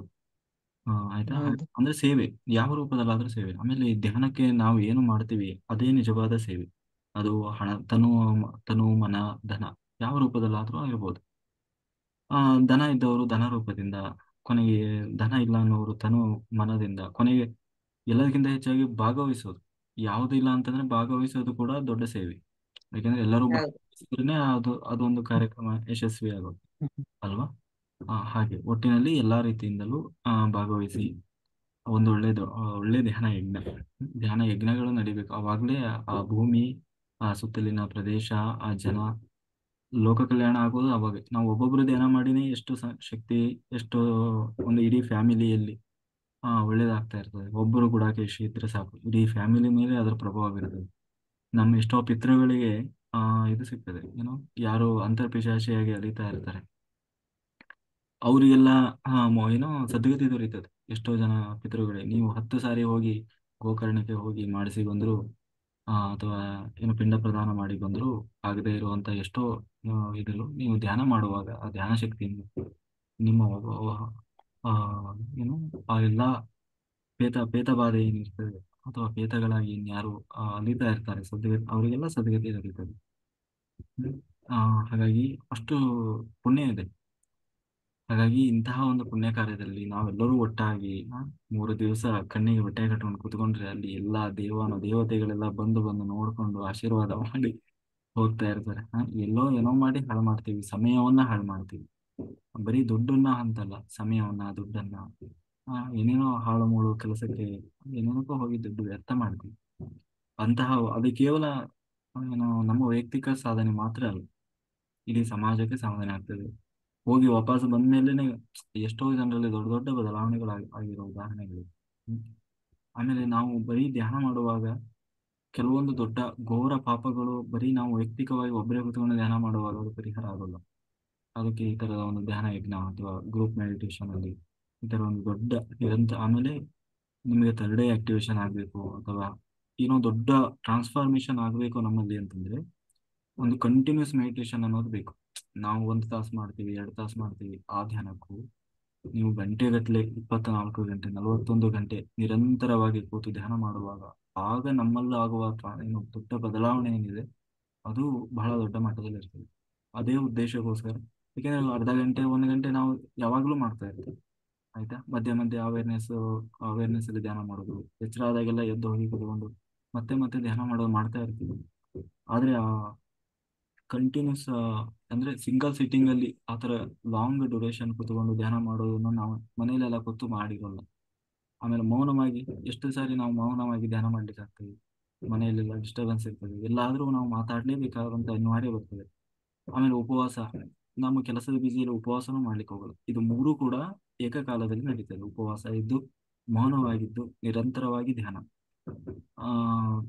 ಅದೇ ಉಪವಾಸ ಇರಕ್ ಆಗಲ್ಲ ಅನ್ನೋರಿಗೆ ಬೇರೆ ವ್ಯವಸ್ಥೆನೂ ಇರ್ತದೆ, ಅವರಿಗೆ ಅವರವರ ಶಕ್ತಿ ಅನುಸಾರವಾಗಿ.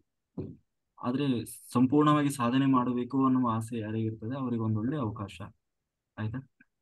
ಎಲ್ಲರೂ ಅದರ ಸದುಪಯೋಗ ಮಾಡ್ಕೊಳ್ಳಿ. ಆಮೇಲೆ ಅದಕ್ಕೆ ಅಲ್ಲಿ ಒಂದು ಉಡುಪಿ ಸುತ್ತಮುತ್ತಲಿನ ಭಾಗದಲ್ಲಿರುವಂತಹ ಧ್ಯಾನಗಳು, ಅಲ್ಲೆಲ್ಲ ಧ್ಯಾನ ಪ್ರಚಾರ ಬಹಳ ಕಡಿಮೆ ಇದೆ. ಅಲ್ಲಿ ಈ ಒಂದು ನೆಪದಲ್ಲಾದ್ರೂ ನಾವು ಅಲ್ಲಿ ಧ್ಯಾನ ಪ್ರಚಾರ ಮಾಡ್ಲಿಕ್ಕೆ ಆಗ್ತದೆ. ಆಮೇಲೆ ಅಲ್ಲಿ ಸುತ್ತಮುತ್ತಲು ಇರುವಂತಹ ಮಾಸ್ಟರ್ಸ್ ಎಲ್ಲ ಸಹಾಯ ಅಂತಂದ್ರೆ ಅಲ್ಲೆಲ್ಲ ಲೋಕಲ್ ಆಗಿ ನಮಗೆ ಅಷ್ಟೊಂದು ಪರಿಚಯ ಇರಲ್ಲ. ಅಲ್ಲಿ ಏನು ಬುಕಿಂಗ್ ಮಾಡೋದಿರ್ಬೋದು, ಸಭಾಂಗಣ ಇರ್ಬೋದು, ಮತ್ತೆ ಅಲ್ಲಿ ಬೇರೆ ಬೇರೆ ನಮಗೆ ಪರ್ಚೇಸಿಂಗ್ ಇರ್ಬೋದು, ಈ ಥರದ್ದೆಲ್ಲ ಅಲ್ಲಿ ನಾವು ಬಂದಾಗ ನಮಗೆ ಅಲ್ಲಿ ಲೋಕಲ್ ಮಾಸ್ಟರ್ಸ್ ಸಹಕಾರ ಅನ್ನೋದು ನಮಗೆ ಬಹಳ ಬೇಕಾಗ್ತದೆ. ತುಮಕೂರಲ್ಲೂ ಅಷ್ಟೇ, ಅಲ್ಲಿ ಲೋಕಲ್ ಆಗಿರುವಂತಹ ಮಾಸ್ಟರ್ಸ್ ತುಂಬಾ ನಮಗೆ ಸಹಕಾರ ಮಾಡಿದ್ರು. ಆ ಕಾರಣದಿಂದಲೇ ನಮಗಲ್ಲಿ ಅಷ್ಟು ಯಶಸ್ವಿ ಆಗಲಿಕ್ಕೆ ಸಾಧ್ಯ ಆಯಿತು. ನಾವು ಇನ್ವಾಲ್ವ್ ಆಗ್ತೀವಿ ಅಂದ್ರೂ ಕೂಡ ಅಲ್ಲಿ ಲೋಕಲ್ ಆಗಿ ಇರುವಂತಹ ಮಾಸ್ಟರ್ಸ್ ಸಹಕಾರ ಅನ್ನೋದು ಬೇಕೇ ಬೇಕು. ಅದೆಷ್ಟು ಚೆನ್ನಾಗಿ ಸಿಗ್ತದೆ ಅಷ್ಟು ಚೆನ್ನಾಗಿ ಮೂಡಿ ಬರ್ತದೆ. ನಮ್ಮ ಶೈಲಜಾ ಮಾಸ್ಟರ್ ಅವರು ಉಡುಪಿ ಅವರೇ ಎಂಟ್ರೇಸ್ ಮಾಡಿದ್ದಾರೆ. ಮಾತಾಡಿ ಮಾಸ್ಟರ್. ನಮಸ್ತೆ ಸರ್. ನಮಸ್ತೆ. ಎಲ್ಲ ಮಾಸ್ಟರ್ಸಿಗೂ ನಮಸ್ಕಾರ. ನಮಸ್ತೆ. ರತ್ನಮ್ಮ ಮೇಡಮ್ ಹೇಳಿದ್ರಲ್ಲ, ಅದೇ ವಿಚಾರವಾಗಿ ನನಗೆ ಮಾತಾಡುವಂತ ಅನ್ಸಿತ್ತು.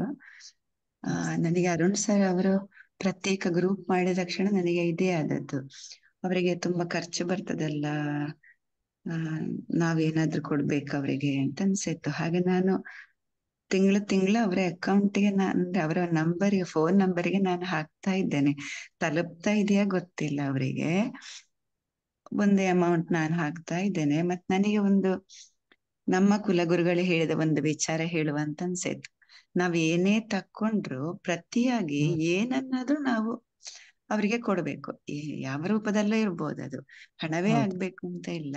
ಹೌದು ಹೌದು ಆದ್ರೆ ನಮಗೆ ಬೇರೆ ಬೇರೆ ಯಾವ ರೀತಿಯಲ್ಲಿ ಕೊಡ್ಲಿಕ್ಕೆ ಆಗದೆ ನಾವೊಂದು ಹಣದ ರೂಪದಲ್ಲಿ ಕೊಟ್ರು ಅದೊಂದು ಸದ್ವಿನಿಯೋಗ ಅವರು ಮಾಡ್ಕೊಳ್ತಾರೆ ಅದರಿಂದ ಅಂತ ಹೌದು ಹೇಳಿ ನನ್ನ ಭಾವನೆ ಅದು.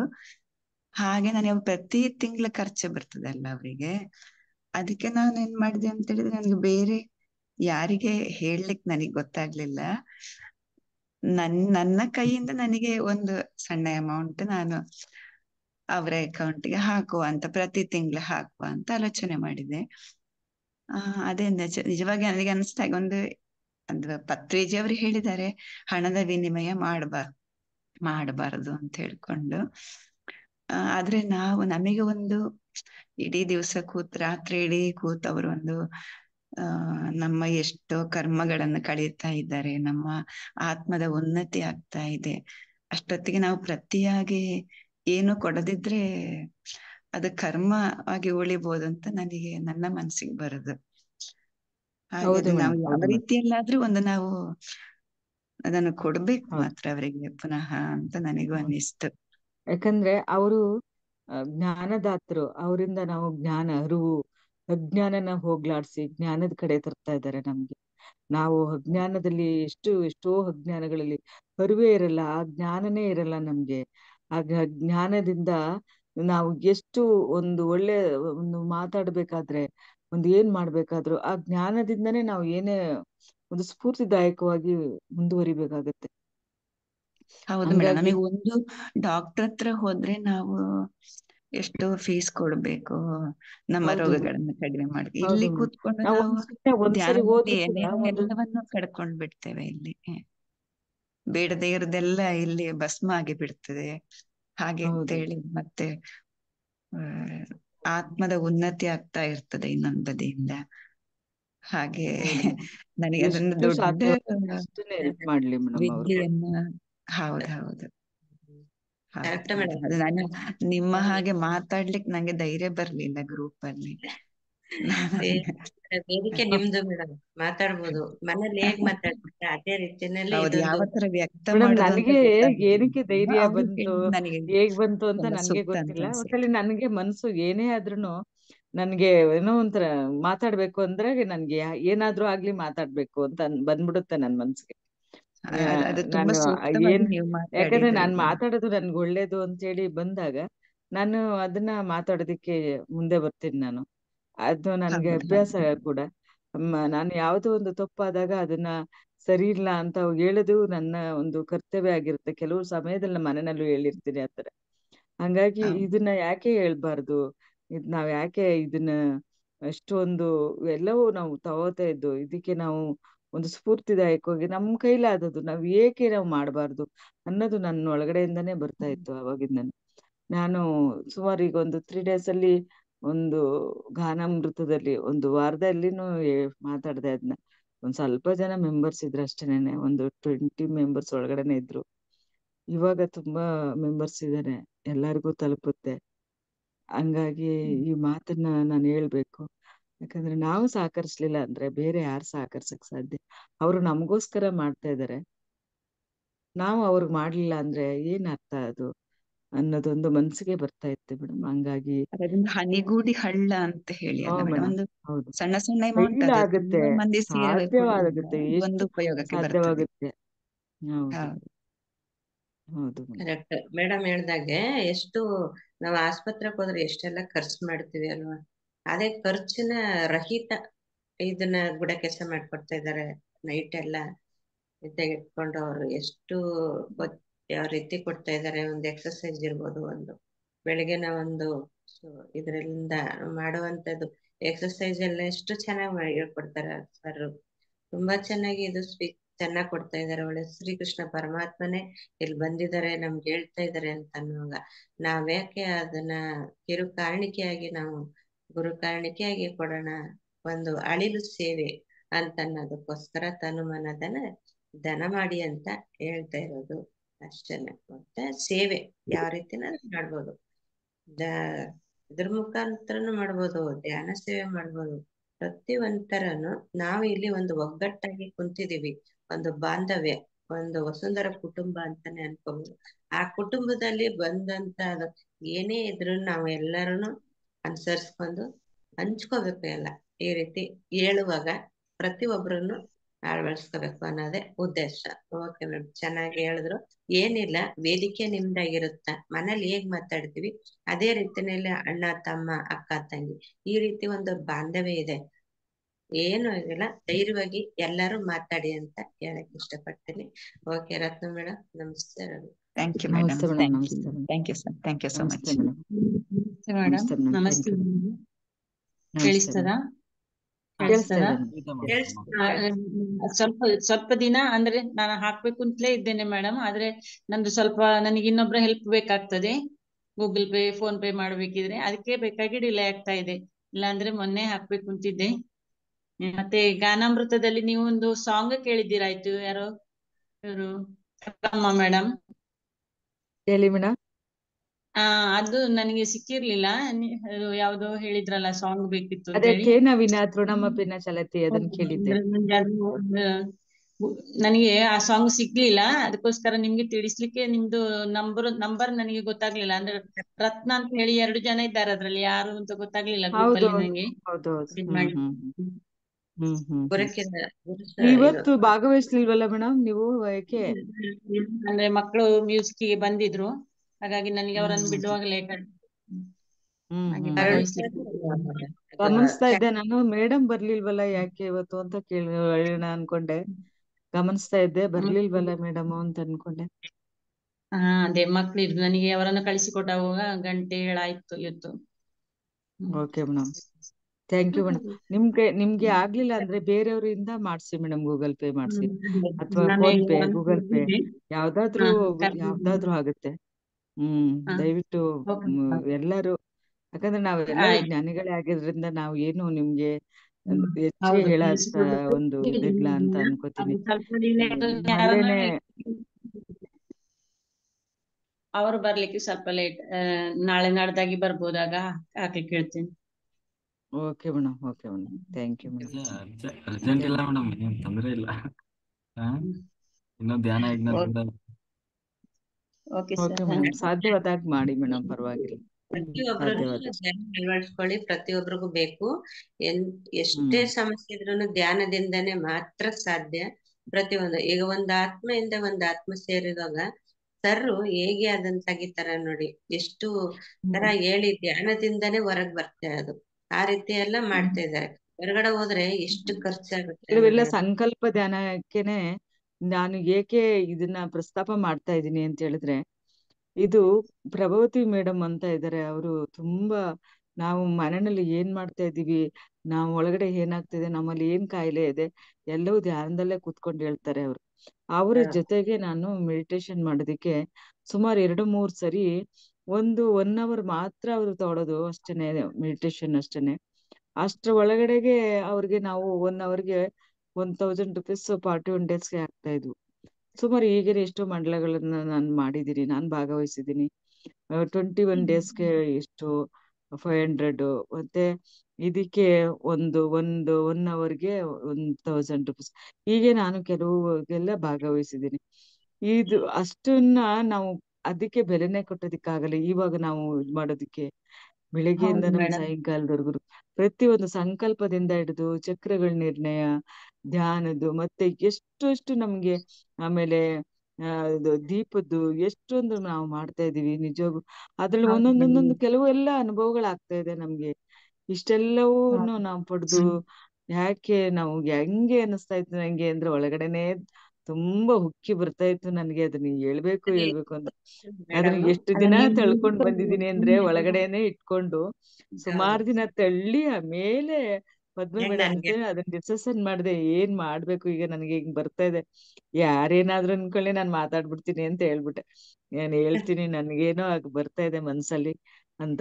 ಹಾಗಾಯ್ತು, ನನ್ ಮನ್ಸಿಗೆ ಆತರ ಬರ್ತಾ ಇತ್ತು ನನಗೆ. ಇದನ್ನ ನೋಡ್ತಾ ನೋಡ್ತಾ ಮೂಲಕ ಕೇಳ್ತಾ ಬಂದಿದೆ. ಮನ್ಸಿಗೆ ಬರ್ತಾ ಇತ್ತು, ನನ್ ಮನ್ಸಲ್ಲಿಗೆ ಬರ್ತಿತ್ತು.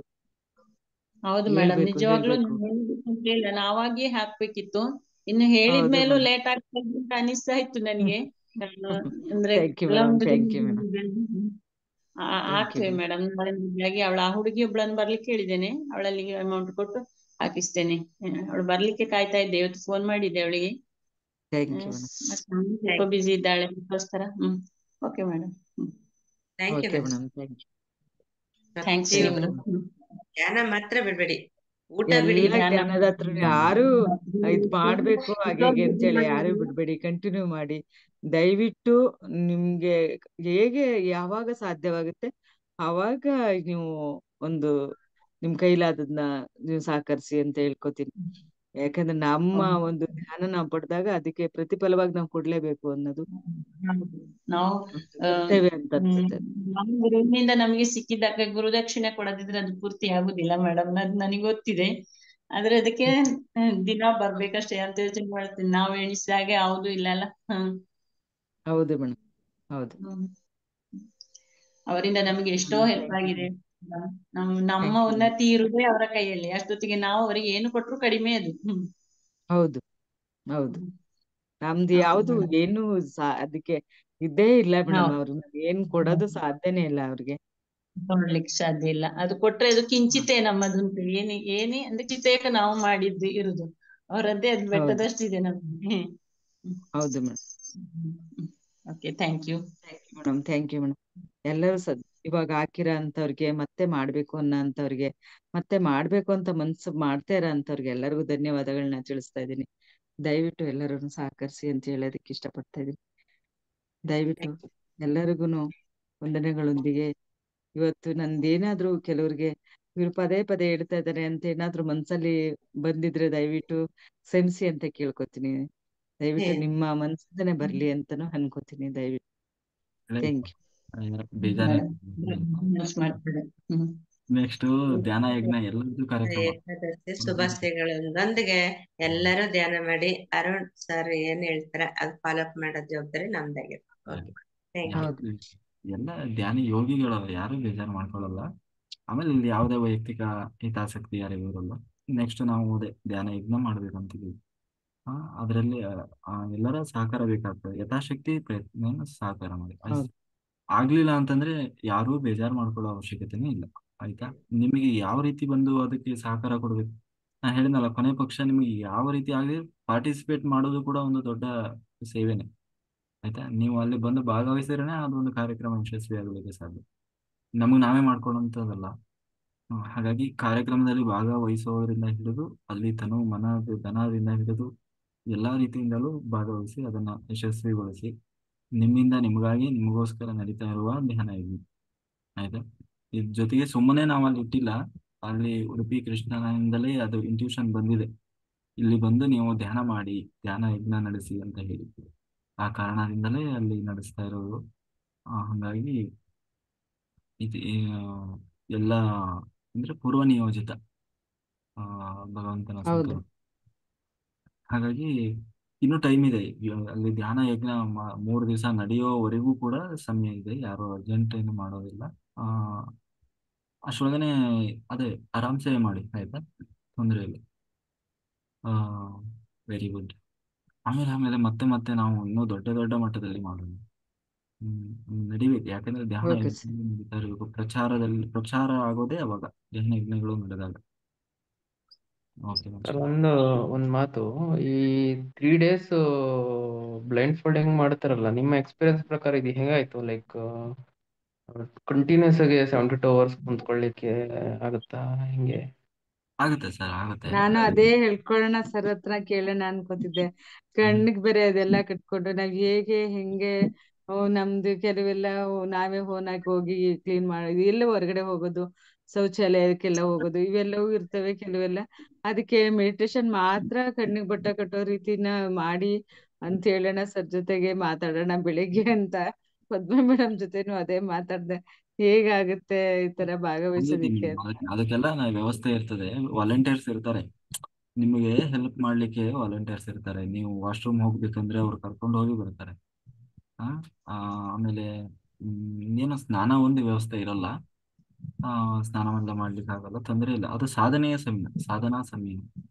ಆಮೇಲೆ ಆ ಸಮಯದಲ್ಲಿ ನಾವು ಹೇಳಿದ್ನಲ್ಲ, ಸಾಧನೆ ಅಂದ್ರೆ ಸ್ವಲ್ಪ ಕಷ್ಟ ಇರ್ತದೆ, ಬಹಳ ಈಸಿ ಅಂತ ಏನಿರಲ್ಲ, ಬಹಳ ಯಾರು ಮಾಡಕ್ ಆಗದೆ ಇರೋಷ್ಟು ಕಷ್ಟ ಏನಿರಲ್ಲ.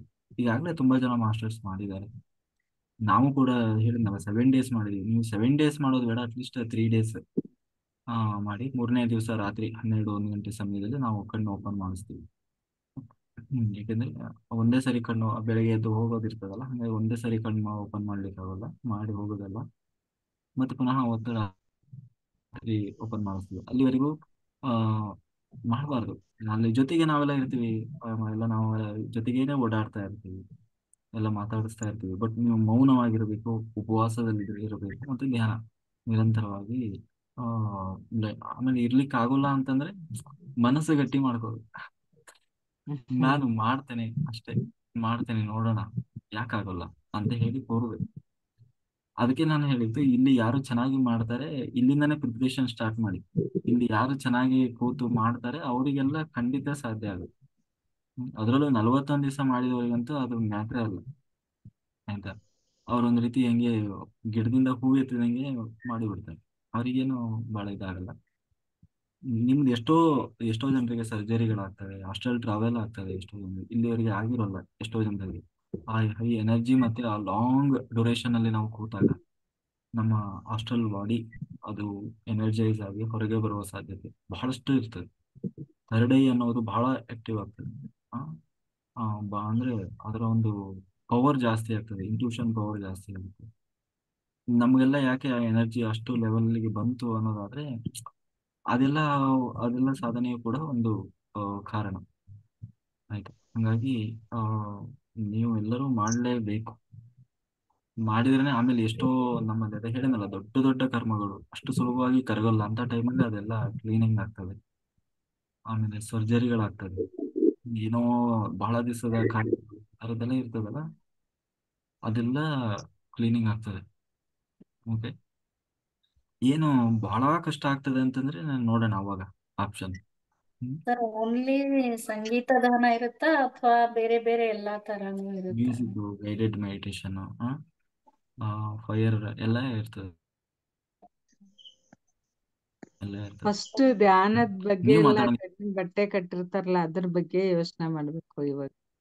ಯಾಕಂದ್ರೆ ಒಂದು 3 ದಿನ 3 days ಕಣ್ಣಿಗೆ ಬಟ್ಟೆ ಕಟ್ಕೊಂಡು ಹೇಗಿರೋದು ಅಂತ ಯೋಚನೆ ಮಾಡ್ತಾ ಇದೀವಿ ನಾವು.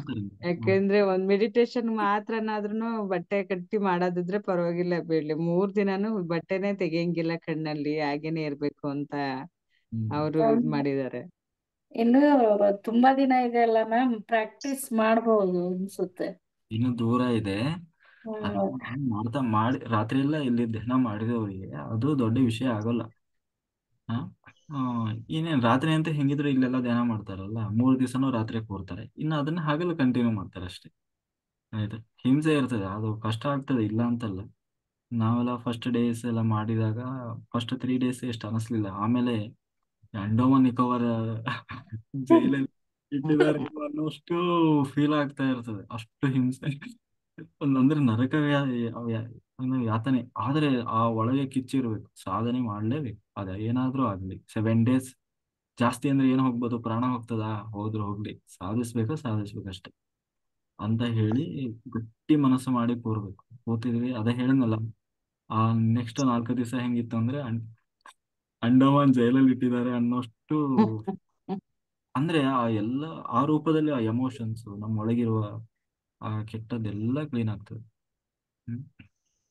ಎಷ್ಟು ಎನರ್ಜಿ ಇರ್ತದೆ ಅಂತಂದ್ರೆ ಅದನ್ನ ಹೇಳಲಿಕ್ಕೆ ಬೇಡ. ಹೇಳಿದ್ರೆ ಸುಮ್ಮನೆ ಅದು ನಾವು ಬಿಲ್ಡಪ್ ಕೊಟ್ಟಂಗೆ ಆಗ್ತದೆ.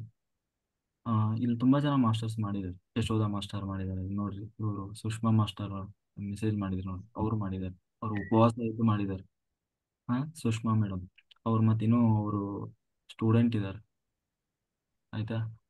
ಮತ್ತೆ ಅವರು ಅಷ್ಟು ಹಠ ಇರ್ಬೇಕು, ಮನಸ್ಸು ಗಟ್ಟಿ ಇದ್ರೆ, ಹಠ ಇದ್ರೆ ಎಲ್ಲರಿಗೂ ಸಾಧ್ಯ ಇದೆ. ಇವನ್ ರಾತ್ರಿ ಇಲ್ಲಿ ಮಾಡದೇ ಇರೋರು ಕೂಡ ಅಲ್ಲಿ ಮಾಡ್ಲಿಕ್ಕೆ ಸಾಧ್ಯ ಇದೆ, ಯಾಕೆಂದ್ರೆ ಅಲ್ಲಿ ಒಂದು ಗ್ರೂಪ್ ಎನರ್ಜಿ ಇರುತ್ತೆ. ಒಂದು ಗ್ರೂಪ್ ಎನರ್ಜಿಯಲ್ಲಿ ಕನೆಕ್ಟ್ ಆದಾಗ ಎಲ್ಲರಿಗೂ ಸಾಧ್ಯ ಆಗುತ್ತೆ. ಸರ್ ಇಲ್ಲಿಂದ ಯಾರ್ಯಾರಿಗೆ ಬರಕ್ಕೆ ಅನುಕೂಲ ಅಂದ್ರೆ ಕೆಲವೊಬ್ರಿಗೆ ಮನೇಲಿ ಪ್ರಾಬ್ಲಮ್ ಮಾಡ್ತಾರೆ, ಕೆಲವೊಂದು ಅಡೆತಡೆಗಳು, ಅದು ಯಾವ್ದು ಬರ್ದೇ ಇರ್ಲಿ ಅಂತ ಪ್ರಾರ್ಥನೆ ಸ್ಟಾರ್ಟ್ ಮಾಡಿ ಸರ್. ನೀವು ಆಮೇಲೆ ಎಲ್ಲರಿಗೂ ಹೇಳೋದೇನು ಅಂದ್ರೆ, ನೀವು ಎರಡೆರಡು ಮನಸ್ಸು ಮಾಡಬಾರ್ದು. ಆಗ್ತದೋ ಇಲ್ಲವೋ, ನನಗೆ ಹೋಗಕ್ ಆ ಟೈಮಲ್ಲಿ ನನಗೆ ಹಂಗಿರ್ತದೆ ಹಿಂಗಿರ್ತದೆ, ಯಾವುದೇ ಧ್ಯಾನ ಯಜ್ಞ ಇರ್ಬೋದು, ನಾವು ಫಸ್ಟ್ ನಾನು ಹೋಗ್ದೇನೆ ಅಟೆಂಡ್ ಮಾಡ್ತೀನಿ, ಆಯ್ತಾ ಅಂತ ಸಂಕಲ್ಪ ಮಾಡಬೇಕು. ಜೊತೆಗೆ ಮಾಸ್ಟರ್ಸ್ ನೀವು ಹೆಲ್ಪ್ ಮಾಡ್ಬೇಕು. ಅದು ನೀವು ಹೆಂಗೆ ಮಾಡ್ತಿರೋ ಏನ್ ಮಾಡ್ತಿರೋ ಗೊತ್ತಿಲ್ಲ, ನಾನು ಆ ಯಜ್ಞಕ್ಕೆ ಅಟೆಂಡ್ ಆಗ್ತೀನಿ ಅಷ್ಟೇ. ನೀವು ನನಗೆ ಅಷ್ಟು ಸಹಕಾರ ಮಾಡ್ಬೇಕು, ಅಟೆಂಡ್ ಮಾಡಿಸ್ಬೇಕು. ಈ ಥಾಟ್ ನಾವು ಇಟ್ಟಿರ್ಬೇಕೆ ಹೊರತು ನಾವೇ ಅನುಮಾನಸ್ ಮಾಡಿದ್ರೆ ಯಾರು ಬಂದು ಹೆಲ್ಪ್ ಮಾಡಲ್ಲ, ಆಯ್ತಾ. ನೀವು ಪತ್ರಿಜಿಯವರಿಗೆ ಎಲ್ಲರಿಗೂ ಒಂದು ಇದನ್ನಿಟ್ರೆ ಅವ್ರ ಮೇಲೆ ಭಾರ ಹಾಕಿ ಬಿಡಬೇಕು. ನಾನು ಅಟೆಂಡ್ ಮಾಡೇ ಮಾಡ್ತೀನಿ ಅನ್ನೋ ಬಲವಾದ ನಂಬಿಕೆ ನಮಗಿರ್ಬೇಕು.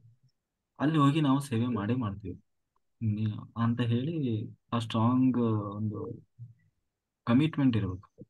ಆವಾಗ ಖಂಡಿತ ನಮಗೆ ಯೂನಿವರ್ಸ್ ಹೆಲ್ಪ್ ಮಾಡೇ ಮಾಡ್ತದೆ. ಯಾರಿಗೂ ಕೂಡ ಧ್ಯಾನ ಯಜ್ಞಕ್ಕೆ ಹೋಗ್ಬೇಕು ಅಂತ ಸಂಕಲ್ಪ ಮಾಡಿದವರಿಗೆ ಮಿಸ್ ಆಗಕ್ಕೆ ಸಾಧ್ಯನೇ ಇಲ್ಲ. ಅದನ್ನ ನಾವೇನ್ ಮಾಡ್ತೀವಿ, ಅದೇ ಆ ಅನುಮಾನ ಸ್ಟಾರ್ಟ್ ಮಾಡ್ಬಿಡ್ತೀವಿ.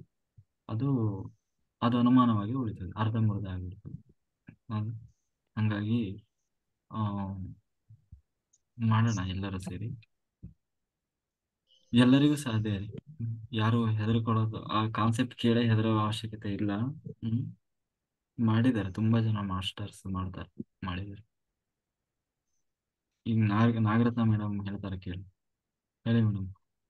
ಅಯ್ಯೋ ಸರ್, ನಾವು ಆತರ ವರ್ಕ್ಶಾಪ್ ಮಾಡಿಲ್ಲ ಸರ್, ಎಕ್ಸ್ಪೀರಿಯನ್ಸ್ ಇಲ್ಲ. ನಿಮ್ಗಿದೆ ಸರ್, ಚೆನ್ನಾಗಿ ಹೇಳಿದ್ರಿ ಸರ್. ನಿಜ ಸರ್, ಮನಸ್ಸಿದ್ದರೆ ಮಾರ್ಗ ಸರ್. ನಾವು ಮೊದಲೇ ಪಾಸಿಟಿವ್ ಆಗಿ ಮಾಡ್ತೀವಿ, ನಮ್ಮ ಕೈಲಿ ಸಾಧ್ಯ, ಕ್ಯಾನ್ ಡೂ ಇಟ್ ಅಂದ್ರೆ ಖಂಡಿತ ಸರ್ ಎಲ್ಲವೂ ಸಾಧ್ಯ ಆಗುತ್ತೆ. ಫಸ್ಟ್ ನಾವು ಪಾಸಿಟಿವ್ ಆಗಿ ಥಿಂಕ್ ಮಾಡಿದ್ರೆ ಎಲ್ಲವೂ ಸಾಧ್ಯ. ಥ್ಯಾಂಕ್ ಯು ಮಾಸ್ಟರ್ಸ್, ಎಲ್ಲ ಚೆನ್ನಾಗಿ ಮಾತಾಡಿದ್ರೆ. Thank you. ಕಾಂತಮ್ಮ ಮಾಸ್ಟರ್ ಮಾತಾಡ್ತೀವಿ. ಈ ಮಾಸ್ಟರ್ಸ್ ನಾವು ಸಂಕಲ್ಪ ಮಾಡೋಣ.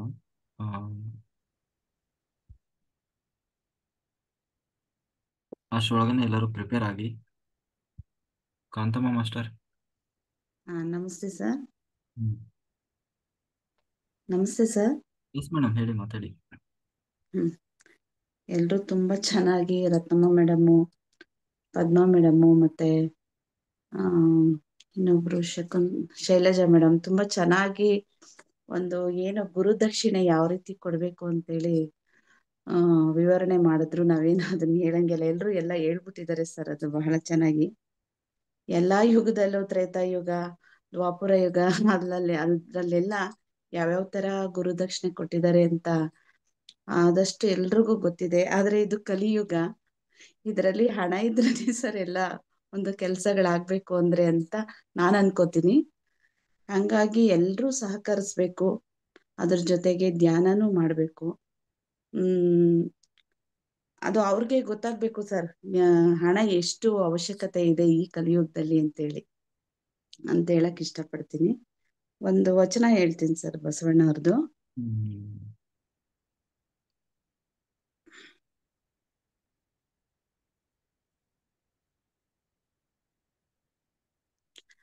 ಭಕ್ತಿ ಎಂಬ ಪೃಥ್ವಿಯ ಮೇಲೆ ಗುರು ಎಂಬ ಬೀಜವಂಕುರಿಸಿ ಲಿಂಗವೆಂಬ ಎಲೆಯಾಯಿತು. ಲಿಂಗವೆಂಬ ಎಲೆಯ ಮೇಲೆ ವಿಚಾರವೆಂಬ ಹೂವಾಯಿತು. ವಿಚಾರವೆಂಬ ಕಾಯಾಯಿತು. ನಿಷ್ಪತ್ತಿ ಎಂಬ ಹಣ್ಣಾಯಿತು.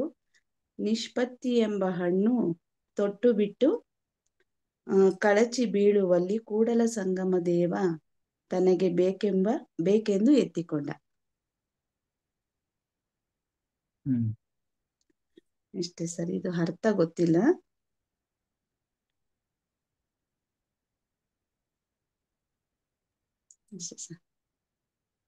ಇನ್ನೊಂದ್ಸರಿ ಹೇಳಿ, ಇವ್ರು ಹೇಳ್ತಾರೆ, ಯಾರು ದಿಲೀಪ್ ಸರ್ ಹೇಳ್ತಾರೆ, ಎಕ್ಸ್ಪ್ಲೇನ್ ಮಾಡ್ತಾರೆ. ಹೇಳ್ಬೇಕಾ ಸರ್ ಇನ್ನೊಂದ್ಸಲ? ನೋಡ್ರಿ, ಇನ್ನೊಂದ್ಸರಿ ಜೋರ್ ಹೇಳ್ಬಿಟ್ರು.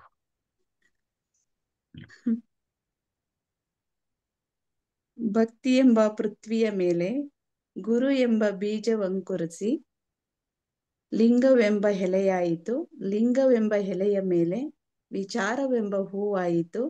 ವಿಚಾರವೆಂಬ ಕಾಯಾಯಿತು. ನಿಷ್ಪತ್ತಿ ಎಂಬ ಹಣ್ಣಾಯಿತು. ನಿಷ್ಪತ್ತಿ ಎಂಬ ಹಣ್ಣು ತೊಟ್ಟು ಬಿಟ್ಟು ಕಳಚಿ ಬೀಳುವಲ್ಲಿ ಕೂಡಲ ಸಂಗಮ ದೇವ ತನಗೆ ಬೇಕೆಂದು ಎತ್ತುಕೊಂಡ. ಹೇಳಿ ಸರ್. ಇದ್ರಲ್ಲಿ ಅರ್ಥ ನನಗೆ ಅನ್ಸಿದ್ ಏನು ಅಂತಂದ್ರೆ ಮೇಡಮ್ರೆ, ಲೈಕ್ ನಾವು ಮುಂಚೆ ಧ್ಯಾನಕ್ಕೆ ಬರೋಕ್ ಮುಂಚೆ ಯಾವ ಸ್ಟೇಟ್ ಅಲ್ಲಿ ಇದ್ವಿ, ಆ ಒಂದು ಬೀಜ ಸ್ಟೇಟ್ ಅಲ್ಲಿ ಇದ್ವಿ.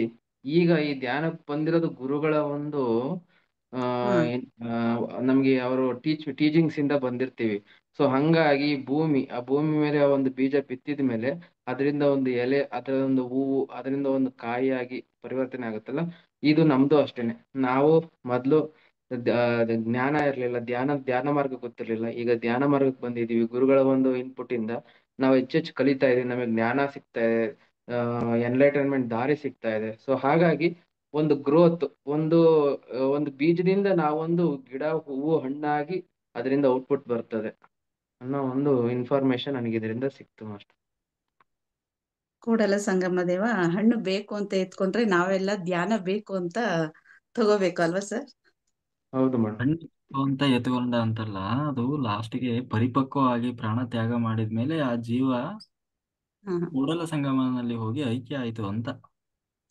ಎಲ್ಲ ಗುರುಗಳಿಂದ ಆಗುತ್ತೆ, ಒಂದು ಗುರುಗಳ ಒಂದು ಸಪೋರ್ಟ್ ಇಂದ ಆಗುತ್ತೆ. ಅಂದ್ರೆ ಎಲ್ಲ ಮದ ಮತ್ಸರ ಮೋಹ ಕಾಮ ಎಲ್ಲ ಬಿಡ್ತಾ ನಿರಂತರವಾಗಿ ಧ್ಯಾನ ಸಾಧನೆ ಮಾಡ್ತಾ ಕೊನೆಗೆ ಅದು ಹಣ್ಣಾಗಿ ಮಾಗಿ ತೊಟ್ಟು ಕಳಿಸಿ ಬಿತ್ತು ಅಂದ್ರೆ ಈ ದೇಹ ಬಿಟ್ಟ ಅಂತ. ಕೊನೆಗೆ ಅಲ್ಲಿ ದೇಹ ಬಿಟ್ಟ ಮೇಲೆ ಏನು ಐಕ್ಯ, ಕೂಡಲ ಸಂಗಮನಲ್ಲಿ ಹೋಗಿ ಐಕ್ಯ ಆದ ಅಂತ ಅದರ ಒಂದು ಅರ್ಥ ಅಲ್ವಾ? ಹೌದು ಸರ್. ಅಷ್ಟೇ ನೋಡ್ರಿ, ನಾವು ವಚನ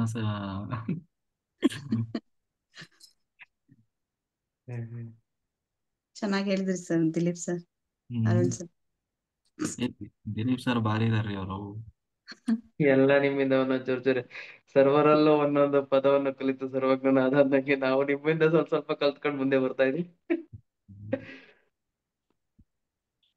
ಮಾಸ್ಟರ್ಸ್, ಇನ್ನೊಂದು ವಿಷಯ ಏನು ಅಂದ್ರೆ, ಎಲ್ರು ಮಾತಾಡ್ತಾ ಇದೀರ ಲೈಕ್ ನಮ್ ಕೈಲಾದಷ್ಟು ಕೊಡೋಣ ಅಂತ. ದಯವಿಟ್ಟು ಇದು ಎಲ್ಲಾರು ಒಂದ್ ಮೈಂಡ್ ಅಲ್ಲಿ ಇಟ್ಕೊಳ್ಳಿ. ಇದು ಯಾವ್ದು ಗುರುದಕ್ಷಿಣೆ ಅಲ್ಲ. ಯಾರು ಅರುಣ್ ಸರ್ ಓನ್ ಖರ್ಚಿಗೆ ಏನ್ ಕೊಡ್ತಾ ಇಲ್ಲ. ನಾವೇನ್ ಕೊಟ್ಟಿದ್ದೀವಿ ಅವರೆಲ್ಲ ಡಿಸ್ಪ್ಲೇ ಆಗ್ತಾ ಇದಾರೆ, ಎಲ್ಲ ಉಡುಪಿ ಖರ್ಚಿಗೆ ಅಂತ ಹೇಳ್ಬಿಟ್ಟು. ಇದು ಅವರ ಒಂದು ಯುಟಿಲೈಸೇಷನ್ ಅಲ್ಲ, ಇದು ಗುರುದಕ್ಷಿಣೆನೇ ಅಲ್ಲ. ಇದು ಬಂದ್ಬಿಟ್ಟು ಯಜ್ಞಕ್ಕೆ ಕೊಡ್ತಾ ಇದೀರಾ ಅಂತ ಅವ್ರು ಎತ್ತಿ ಇಟ್ಬಿಟ್ಟಿದ್ರು ಆಲ್ರೆಡಿ ಯಜ್ಞಕ್ಕೆ. ಸೊ ಇದು ಯಜ್ಞದ ಖರ್ಚು, ಅವ್ರಿಗೇನು ಅಲ್ಲ, ನಮ್ದು ಕೊಟ್ಟಿದ್ದೆಲ್ಲ ಯಜ್ಞಕ್ಕೆ. ನಾವ್ ಕೊಟ್ಟಿರೋದು ಏನೇನು ಅಲ್ಲ, ಇನ್ನು ಹೆಚ್ಚೆಚ್ಚು ಕೊಡ್ಬೇಕು, ಅದಕ್ಕೆ ಯಶಸ್ವಿ ಆಗ್ಬೇಕು ಅಂದ್ರೆ. ಈ ಒಂದು ಇನ್ಫಾರ್ಮೇಶನ್ ಎಲ್ಲರಿಗೂ ಇರ್ಲಿ ಮೈಂಡ್ ಅಲ್ಲಿ ಅಂತ ಹೇಳ್ತಾ ಇದ್ದೀನಿ. ಸೊ ಅವ್ರದ್ದು ಮೆಸೇಜ್ ನಾನು ನೋಡಿದ್ನಲ್ಲ, ಇವಾಗ ಗ್ರೂಪ್ ಅಲ್ಲಿ ಹಾಕಿದ್ದಾರೆ ಎಲ್ಲ.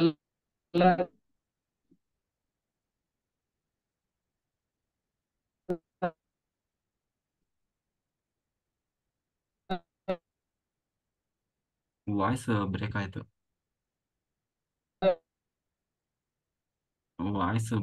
ಸರ್.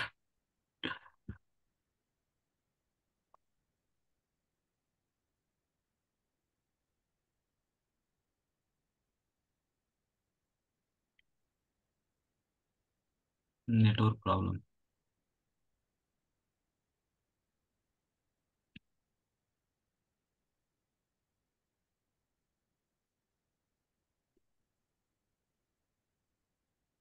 ಹೇಳ್ತಾ ಇಲ್ಲ ಅಲ್ಲ. ಕಮಲಾ ಮಾಸ್ಟರ್ ಮಾತಾಡಿ. ಹಾ ಮಾಸ್ಟರ್ ನಮಸ್ತೆ. ಇವಾಗ ಸರ್ ಹೇಳಿದ್ರಲ್ಲ, ಅವರು ಹೇಳಿದಂತೆ ನನ್ನ ಅಭಿಪ್ರಾಯನೂ ಅದೇ. ಆ ಅದು ನಾವೆಲ್ಲ ನೀವು ನೋಡಿದ್ರೆ ಅದು ಧ್ಯಾನ ಯಜ್ಞಕ್ಕೆ ಅಂತ ಹಾಕಿದೀರಾ, ಇವ್ರು ಎಲ್ರು ನೋಡಿದ್ರೆ ನಿಮಗೆ ಅಂತ ಹೇಳ್ತಾರೆ. ಅದನ್ನ ಸ್ವಲ್ಪ ಬದಲಾಯಿಸ್ಕೊಂಡ್ರೆ ಒಳ್ಳೇದು. ಇಲ್ಲಾಂದ್ರೆ ನೀವೇ ಇವಾಗ ಏನ್ ಹಾಕಿದಾರಲ್ಲ ಮಾಸ್ಟರ್, ಇದನ್ನ ಬಿಟ್ಟು ಇದನ್ನ ಹೊರತುಪಡಿಸಿ ಇನ್ಮೇಲಿಂದ ಅದನ್ನ ಯಜ್ಞಕ್ಕೆ ಮಾಡ್ಕೊಡ್ರಿ ಅನ್ನೋದು ಒಂದು ಮನವಿ. ಅದೇ ಅದು ಅವರು ಗೊತ್ತಿರ್ಲಿಲ್ಲ, ಅವರಿಗೆ ಧ್ಯಾನ ಯಜ್ಞದ ಒಂದು ಪರಿಚಯ ಮೊದಲಿಗೆ. ಹಿಂಗಾಗಿ ಅವರು ಡೇ ಟು ಡೇ ನಮ್ದು ಇದು ಬರ್ತಾ ಇದೆಯಲ್ಲ, ಹಂಗಾಗಿ ಒಂದು ಅರ್ಥದಲ್ಲಿ ಹೇಳಿದ್ರು. ಇನ್ನು ಮುಂದೆ ಅದಕ್ಕೂ ಸೇರಿ ಧ್ಯಾನ ಯಜ್ಞ ಅಂತ ಹೇಳಿ.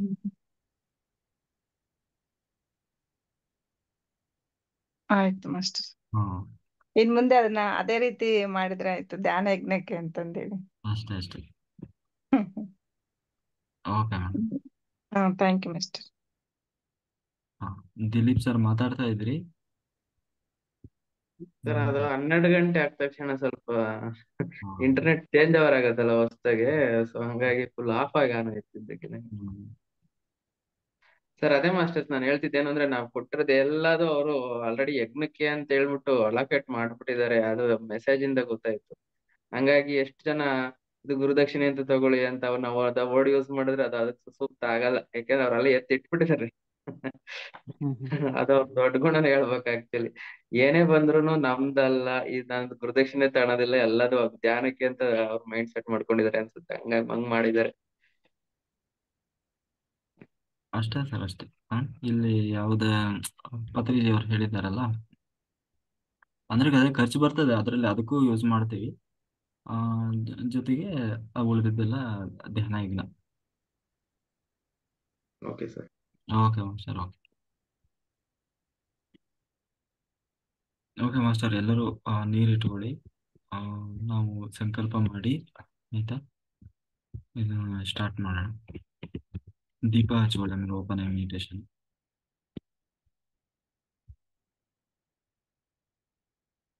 ಲೋಕ ಕಲ್ಯಾಣ.